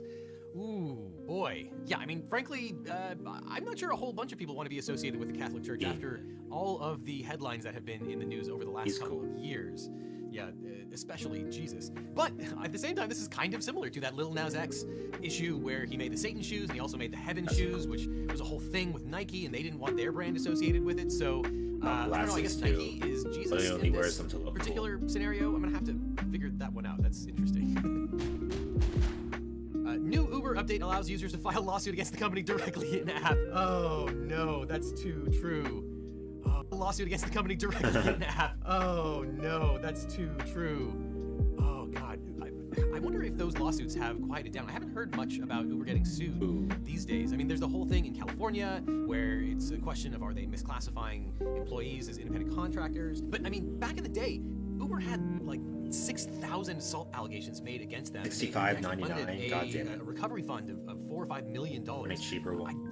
I hope that $169 to this day. But man, having a button to be able to. Hey, I'll see if I can. That would probably the economy just crashed and I want to save money, so maybe I will. Law school applications increase on realization that any f***ing idiot can be a lawyer.